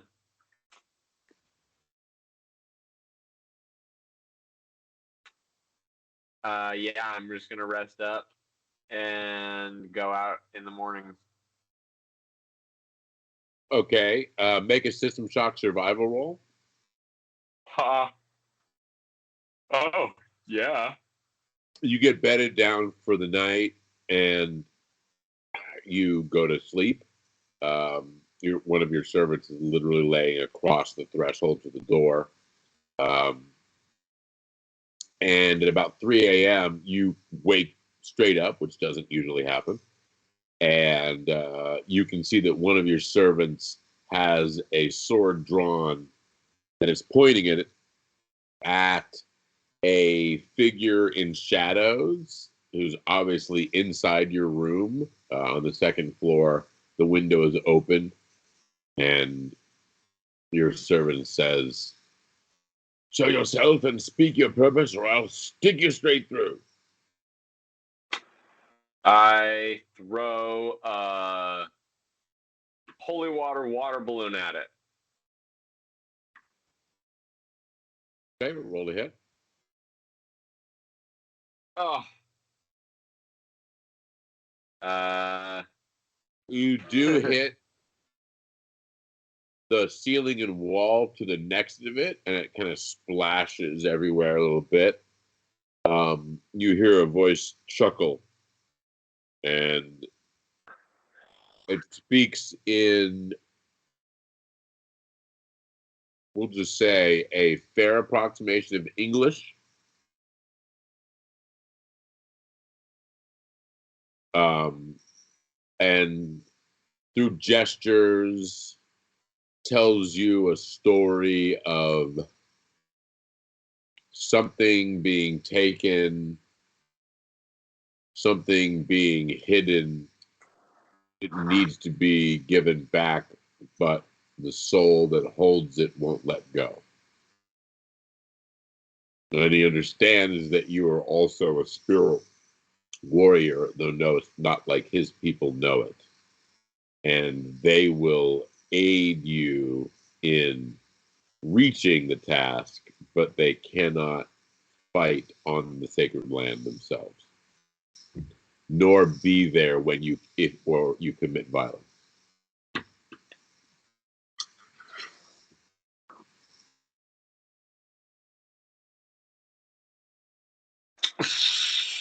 So I have to I have to find something and return it to the mountain. Well, what is there we can reclaim. We cannot do war to reclaim it. So we need you to do war so that we can reclaim it. But you can get me up there? Oh, yes. It will be fun. Oh, you do the walking, I'll do the fighting. Okay. Um, you get you're gonna wait till the morning, obviously. Yep. They say go there, they will be there. Yeah, I go the same way up. Roll 3d6. Full health? Did I heal? Roll 3d6.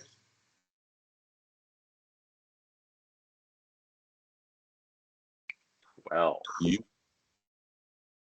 Yes, the unguents and the sleep and the massages and the cold plunges gained you 12 health back. And you are feeling nearly the fiddle. Your hands are all bound up, and you have pillows inside there now from the bed, which no one had slept in 20 years, by the way. I that think guy. you personally would have given up and gone back to your train, honestly. Yeah. That guy, I probably just killed that guy with the amount of money I gave him.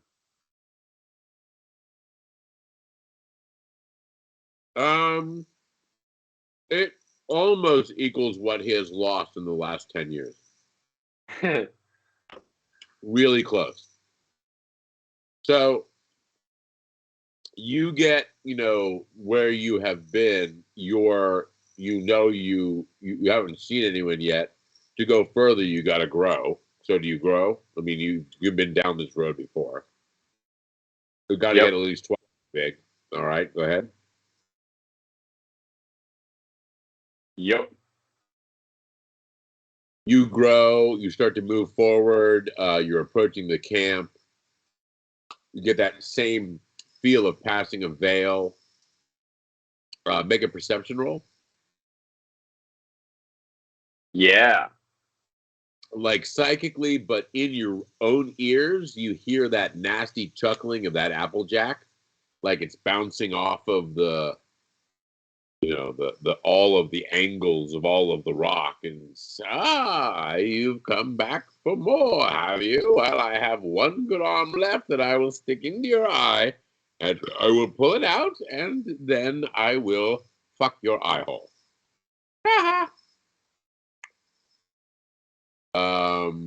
You also, since you're so perceptive, notice that there's at least 6 tribal elders walking behind you. I'm going to lay down a rock salt mine. Like for them to walk into. Yep. Okay. Make a, I don't know. God, your attacks are so bad. You can't do anything except for investigate. I can click buttons.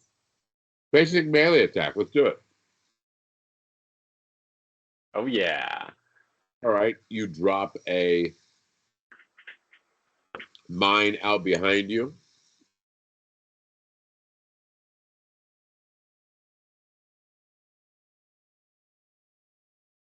Um,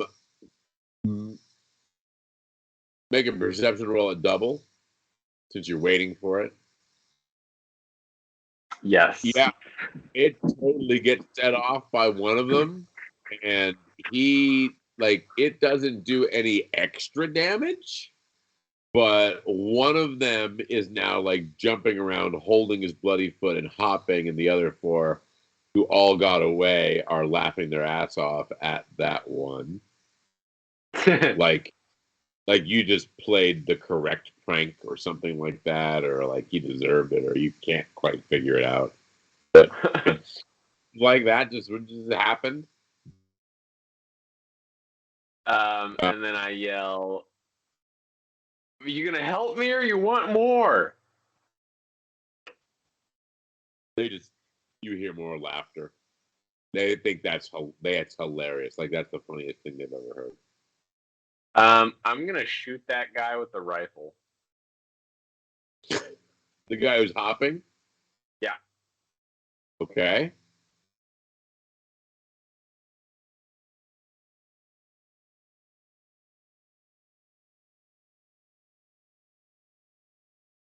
You know what? Better yet, I'm going to harpoon him and try and collect him and drag him into me.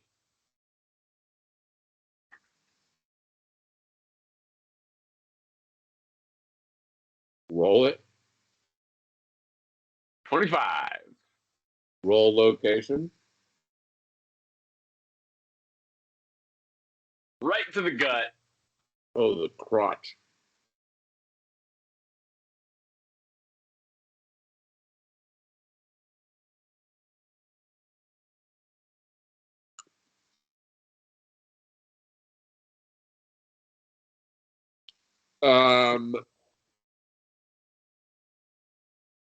You did shoot it out. He's jumping him and down. He sees it coming with preternatural vision. and moves just far enough that it just punches him in the balls like a double kick from a mule and sends him spinning and spinning and spinning, getting him totally tangled in the harpoon. You didn't actually shoot it through him, but you hit him so hard and spun him that he's now tangled in it.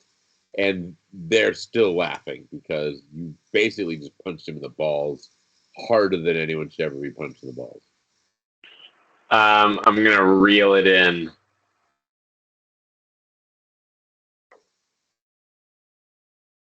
I'm going to reel it in while spraying hot oil down the canyon at them. You don't have a hot oil sprayer. Yeah, I do. I wrote it down. You do? Yep. My third defense. Go ahead, roll it.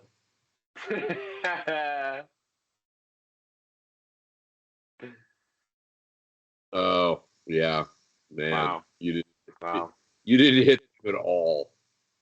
You start spraying that stuff, and they were like, they saw it coming a month ago. They're just gone, laughing. And they say, okay, Warrior, enough fucking around. Enough goofing around. And they point. And they're pointing up that whole chimney that Applejack was bouncing up. They're like pointing up there, that whole place you went to. Like, yeah, that's where I just went to. They can investigate. Crit. So you're like, what the fuck? And you're just trying to just literally kill these guys, and they just don't seem to care so much. And you look up where he's pointing, and you see two figures. And when at first you thought maybe like they're only like 150 feet up, so it's not like you can't see them, but like you thought that the like cord was tied around their waist, but with that crit, you're like, that's tied through their back. And they're basically climbing the rock with the cord. It goes in one side of their back and comes out the other side of their back.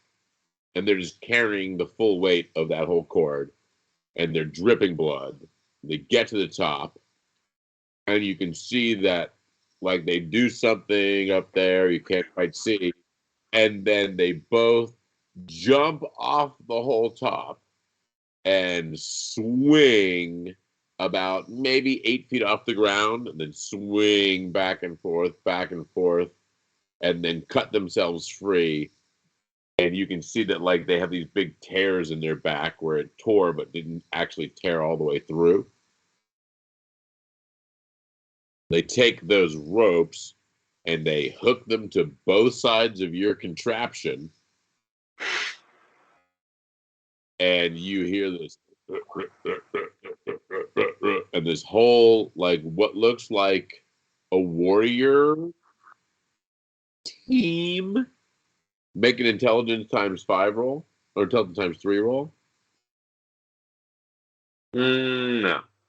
Yeah, you they all like have similar colors on, and they're fucking big brawny athletics. They've got a giant like war club, and they look like a like an assassin football team. And they come running up, 12 of them, and 6 of them grab each rope, and they start pushing back the other direction, and you just start getting lifted up, and they lift you all the way up to the top, where you are like deposited up where you tried to land when you tried to jump down onto it and make yourself small. Nice. That would have been nice to see it first.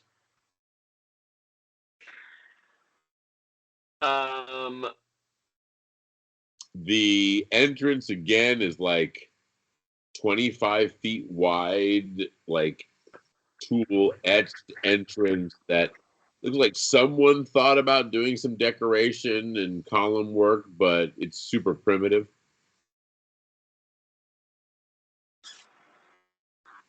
Investigate.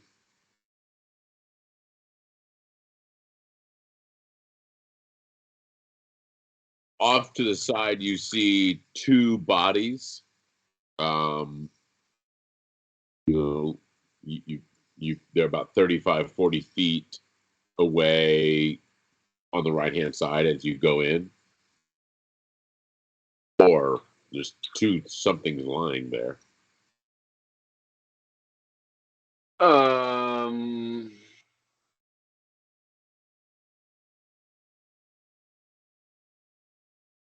So I'm in my vehicle entering a cave?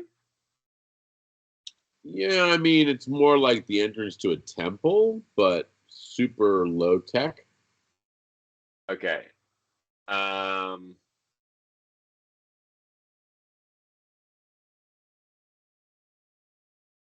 poked the two bodies with my donkey poking stick. You pull up there, make an intelligence times 3 roll. Nope. You're like, man, this is the perfect time for that headlight contraption I was going to make for this. The light's a like little fire with a mirror behind it, right in front of it. That's what you're thinking. You're like, yeah, I've been working on that, but you haven't been able to make it yet, so that the flame doesn't just get blown right out. But that's definitely would be really cool right now. It's not like pitch black, but you can see to about 50 or 60 feet in the gloom. They're definitely dead bodies. They are dressed exactly like you would expect to find two wealthy adventurers. Nice clothing that has deteriorated to almost nothing. They've obviously been here a while. There's no it's just skin stretched over bones at this point. I'm going to place down a rock salt mine and move through. Okay. Like around those bodies? You just down the entrance where I was coming in. Okay. You keep moving. Make a perception roll. No. You don't hear anything, but you do like the hackles on the back of your neck rise.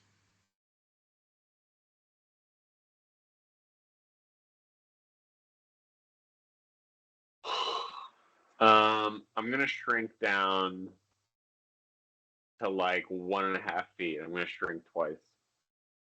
Okay. 81. Oh, bet.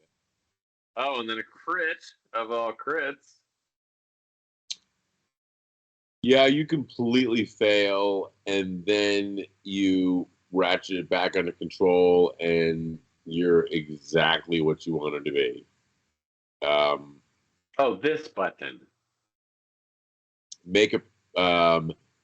I'll give you it. You let go, and then and you're getting small.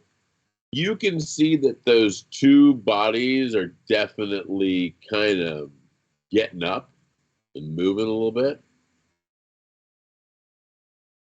I'm gonna spray hot oil all over them, and then light it on fire. Roll the hit.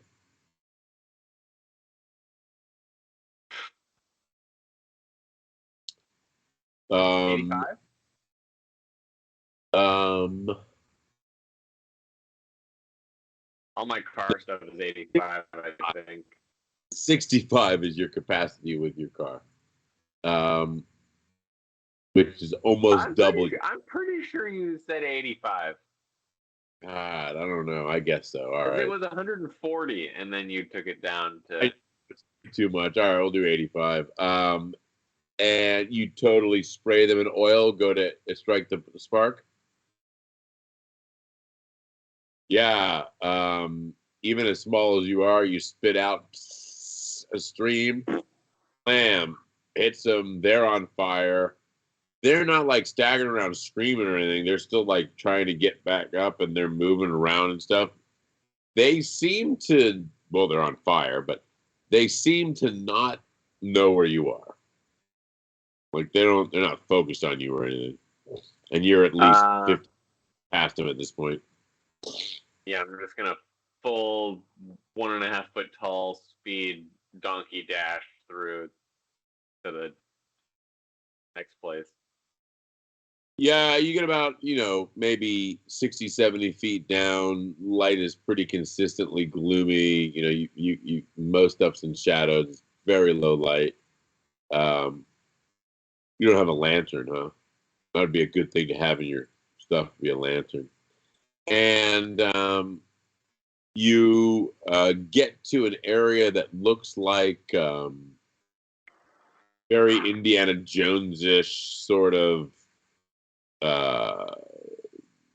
really rough temple with altars on them, and you can see what some kind of like blue hazy something like with some glowy light and what appears to be a body maybe on one altar, or maybe the body on a couple altars. You're still a little too far away to make a really good observation of what it is.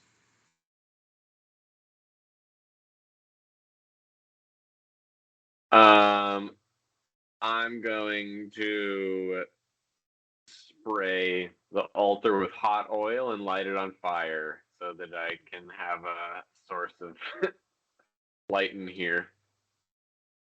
You probably can't hit it from here. You'd have to close. You're about 80 feet, so it's like right at the realm of what you can't really see it. It's like right out of your vision. But you could move halfway and probably squirt it. You're only 1.5 feet tall, so your squirt probably goes about maybe 10 feet. Yeah, I was gonna move up to it wherever it is and then set the whole thing on fire. Stay really small and move all the way up there. Yep. Okay, give me 2 rolls at 65. I mean, at 85. You navigate up there.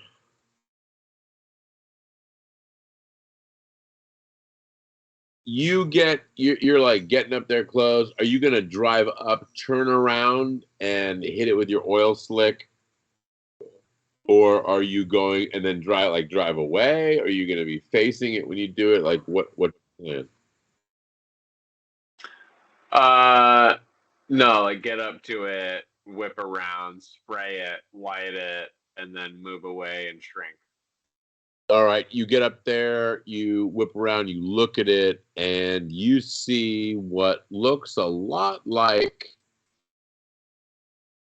a cowboy with a big shiny knife who is like weaving back and forth.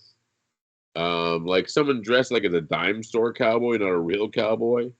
And he's like shaking, and you can see that like there's blood and spit coming out of one side of his mouth. And what you can see in the astral is like there's a ghostly presence with a hand on his head, and there's a big silver knife, and he's like just shaking and frothing and like raised above the figure with the knife. What do you do? I yell, "Hey, stop!"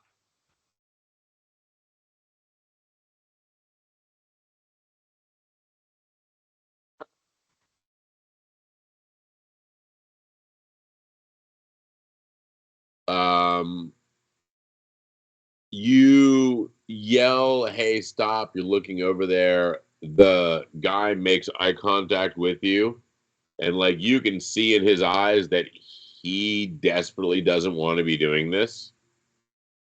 And like you just yelling out to him, like gave him a little bit of a lifeline that he can stop doing what he's doing because he really doesn't want to be doing what he's doing.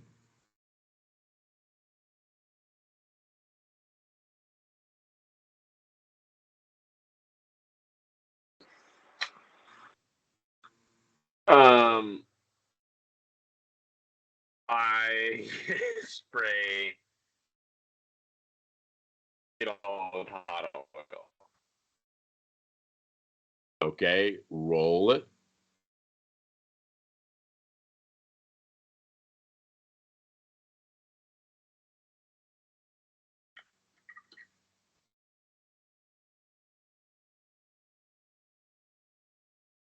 Wow, 15. Yeah.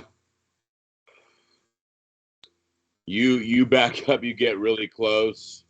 You can see the whole thing going down. You're like 15 feet away, and you just this little stream rolls right up one side of the altar across the body, who's like laying prone on the altar that you can now see, and right up the front of the guy with the knife, and then right over his head.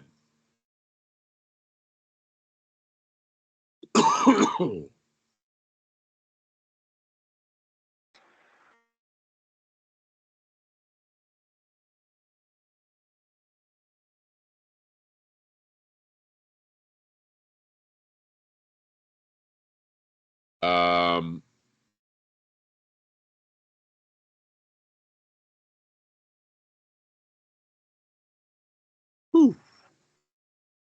make a perception roll.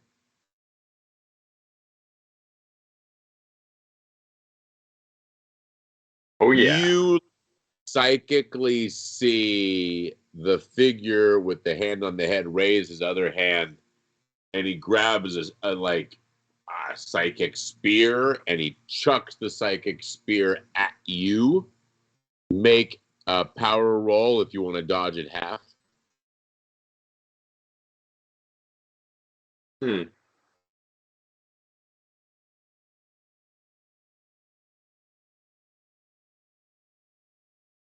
9 points to your 8. Man, you've been rolling 6s through 8s like it's going out of business. That's a hand, right? That's your Yep. left hand. Yeah, this specter casts this bolt of it looks like an energy spear, and it goes right through the wall of your chariot, and it just goes right fucking through your left hand, literally like psychically pinning it in place. What do you do? I shoot the specter with a rock salt shotgun. Okay, roll the hit. 26.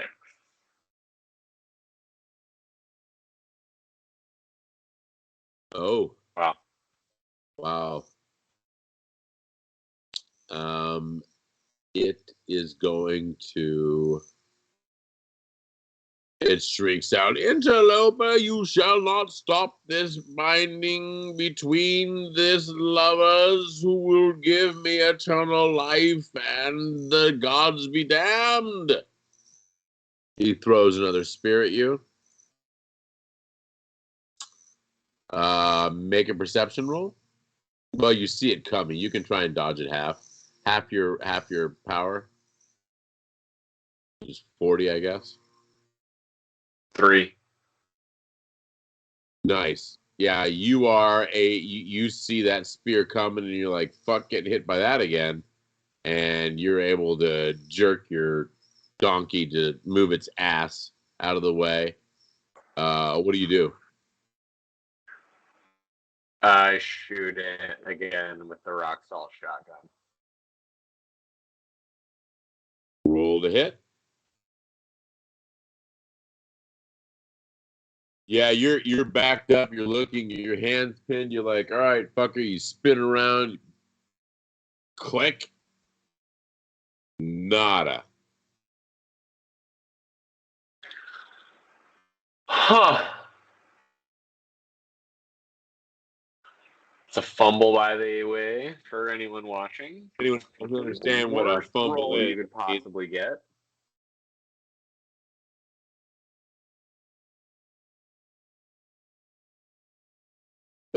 Yeah.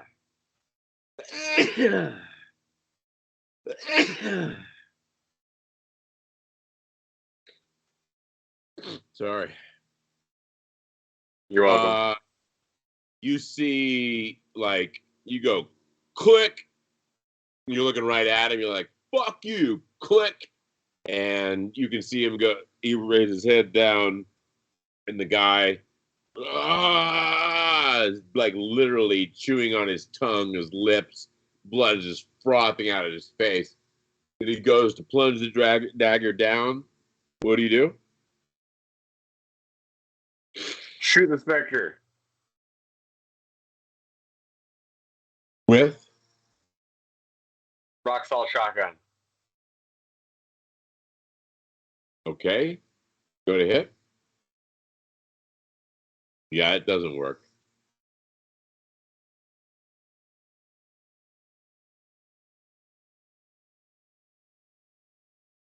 Silver harpoon.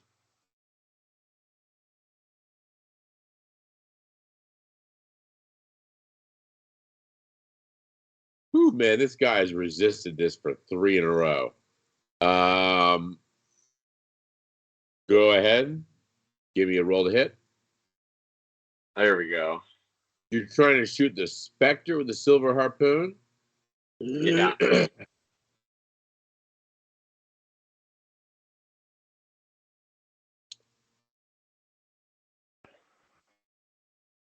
What's damage on it? And gave me a hit location? 11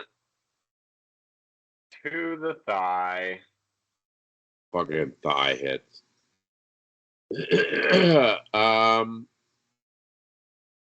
It does like bounce off of him and does obviously does damage to him and like breaks his concentration. The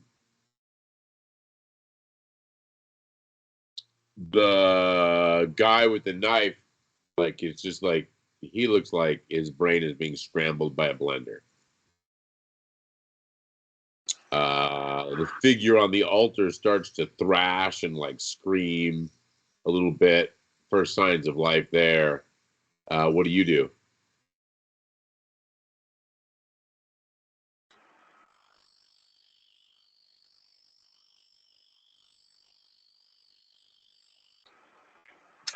I load up a holy water shotgun round and spray all of them with it. Okay. Roll the hit.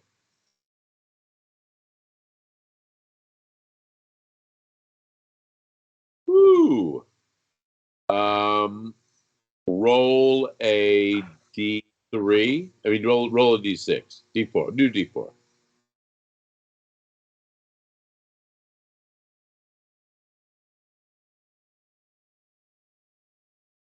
Two. You hit the specter and the guy with the knife, but you don't actually hit the altar or the figure on the altar.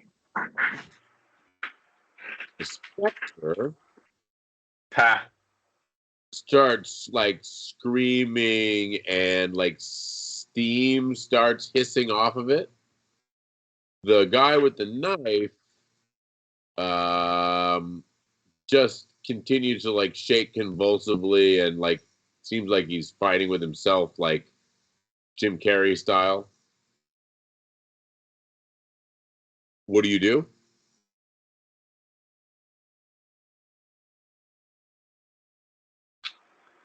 I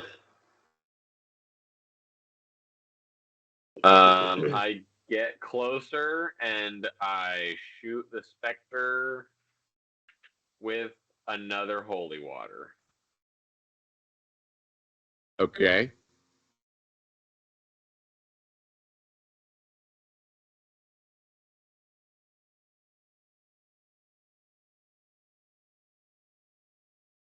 Sorry, I'm looking for something.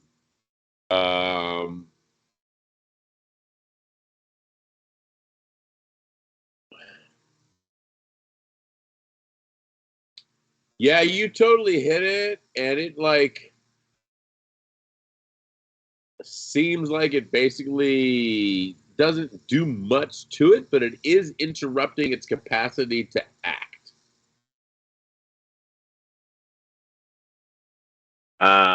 And then as soon as I get close and cover it in holy water, I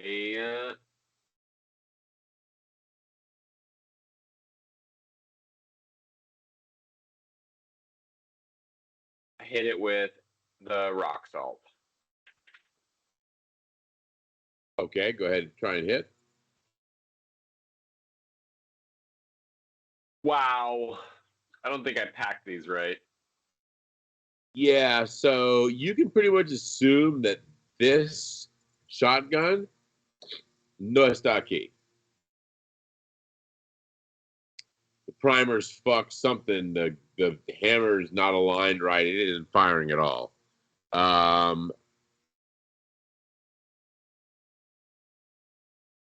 Make a perception roll.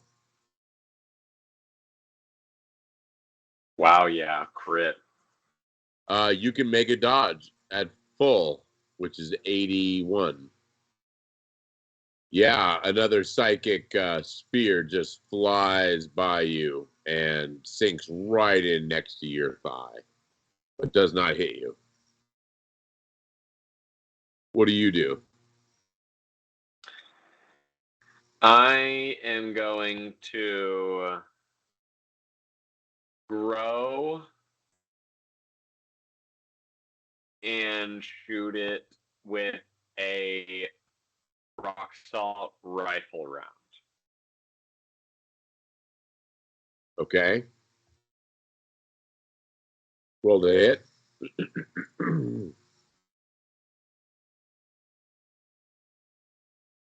69. Hey, what did I just rolled a 60 for something. Oh, you did? What was that? Too bad you don't remember. What did you You roll made a it. 2d10 for? You rolled it anyway. Accidentally. Weird. I don't. That's. I don't remember what that was at all. I don't either. What was the 69 for? Now that you mentioned that, Rifle. the rifle shot. All right, go ahead. Rock salt And rifle. damage and location. 11 damage to the gut. God, you and your crotch shots.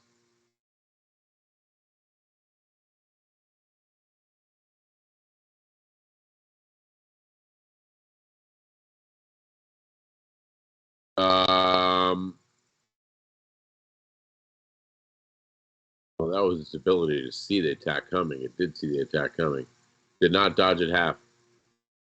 Yeah, you literally like below the crotch gut area of that thing apart, and like it spectrally shreds and dissolves, and like there's now like a big like vortex of energy there with no body.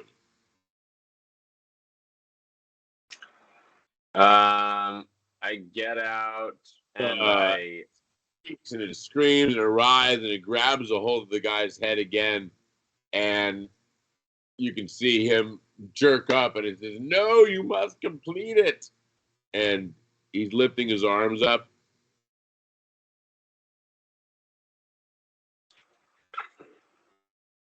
What do you do?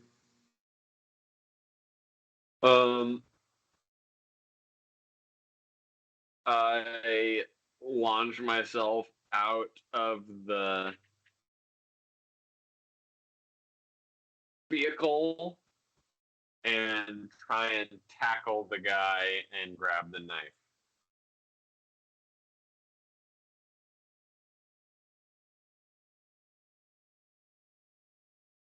Okay. Roll an intelligence ×3 roll. Yep. Yeah, you do have an injection seat that you designed to throw yourself at people. And give me a roll. Fly, you're going to shoot yourself. You successfully do. You're flying through the air. You're trying to hit the guy who has the knife raised. Yeah, I'm gonna like launch myself at him, tackle him, and grab the knife.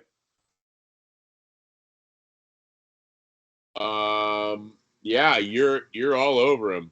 You're like bam, land right on him with all of the agility and grace that you can muster, which means that you were just thrown against him like a rag doll.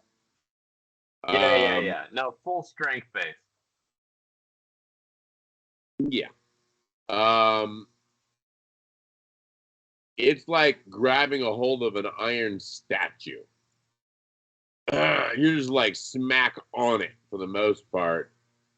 You can't like it doesn't even move. You're now on this thing with this dagger, like you're smacked holding on to this person. The dagger starts moving down. You're holding him. What do you do?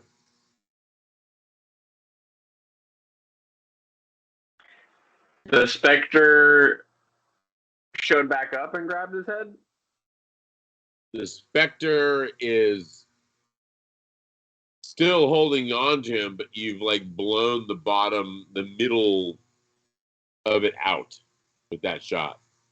I'm gonna hit him with my rock salt boomstick. The Spectre or the guy? Spectre. Okay. Well, I'm just asking. Roll the hit. 22. Yeah. What's damage on it? I don't know. What is it? It would be the same as the shotgun. Shotgun? It's one shot. It's a shotgun shell, right? It's a bang stick. Yeah. So 3d10 and location. 17. To the foot! Yeah, not the foot. Roll again. There's an altar there. To the foot! To the foot! You're the worst. To the thigh that I already hit. And then to the other thigh. Be less than 7. How about I roll a d6? Less than 7. In the... You blew its right hand off. You're the worst. Yeah, you totally blow that part off. With that bang stick. Make a perception roll. Nope. No. Well, fortunately for you, it's only a dagger. Yeah, the guy swings wild and stabs me with my foot. Seems to be the thing of this adventure. The 5-2. Right hand. No, right arm. Right arm. Yeah, he seems to be breaking free, swings wild, and stabs you with a dagger. The body on the table is muffling and jumping, muffled screaming and trying to move back and forth, and that guy's just like jigging around with a dagger, and the thing behind is just screaming in like agony.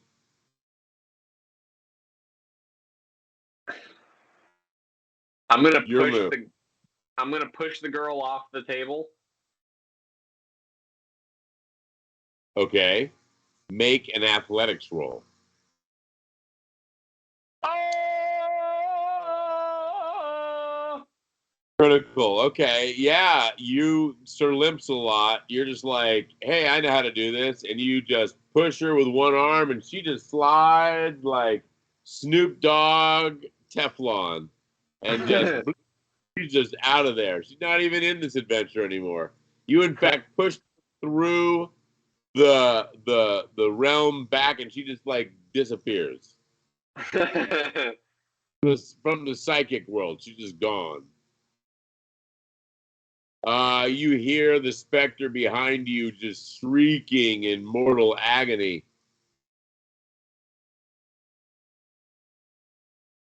I tell the guy, I scream at the guy, Then, turn around, stab it.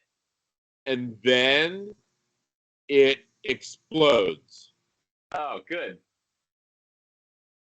Because I rolled a fumble for it to be angry enough to attack you. It's System Shock Survival, you 100'd? 100. The real deal. We've rolled 4 ones and 2 100s in this adventure. That's pretty wild. Well, I have to say, the only way this character can do anything. Congratulations. You totally dispelled the specter. You defeated, well, you were able to avoid the poltergeist. It appears that you've saved the girl. Her fiance will probably never be a human again. And was that the guy who was trying to stab her? Oh yeah. He kept the lovebirds for last because the way the ritual works.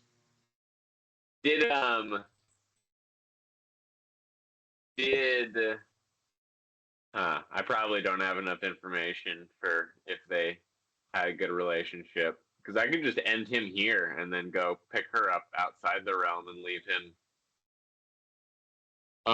Make an intelligence ×3 roll. Nope.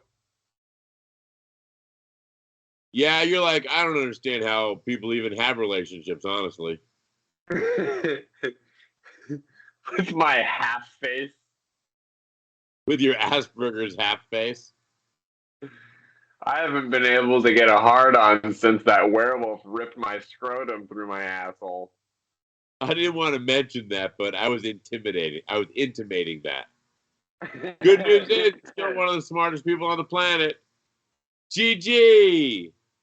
GG. I did it. Success.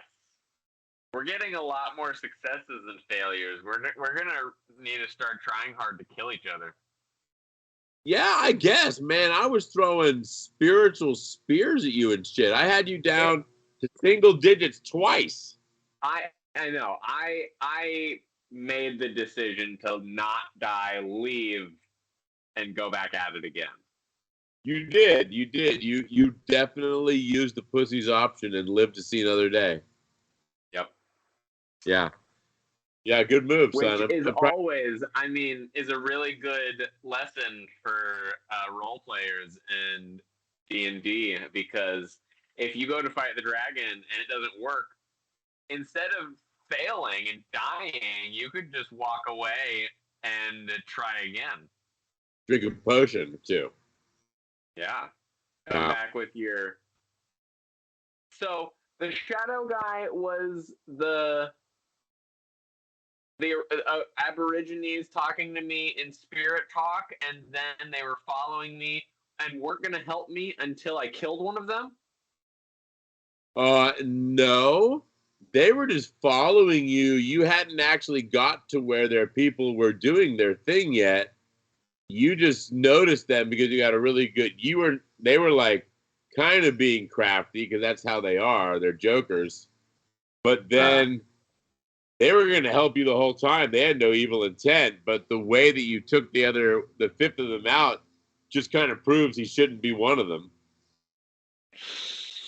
But now he's got a new nickname, which is Jackal Limps a lot.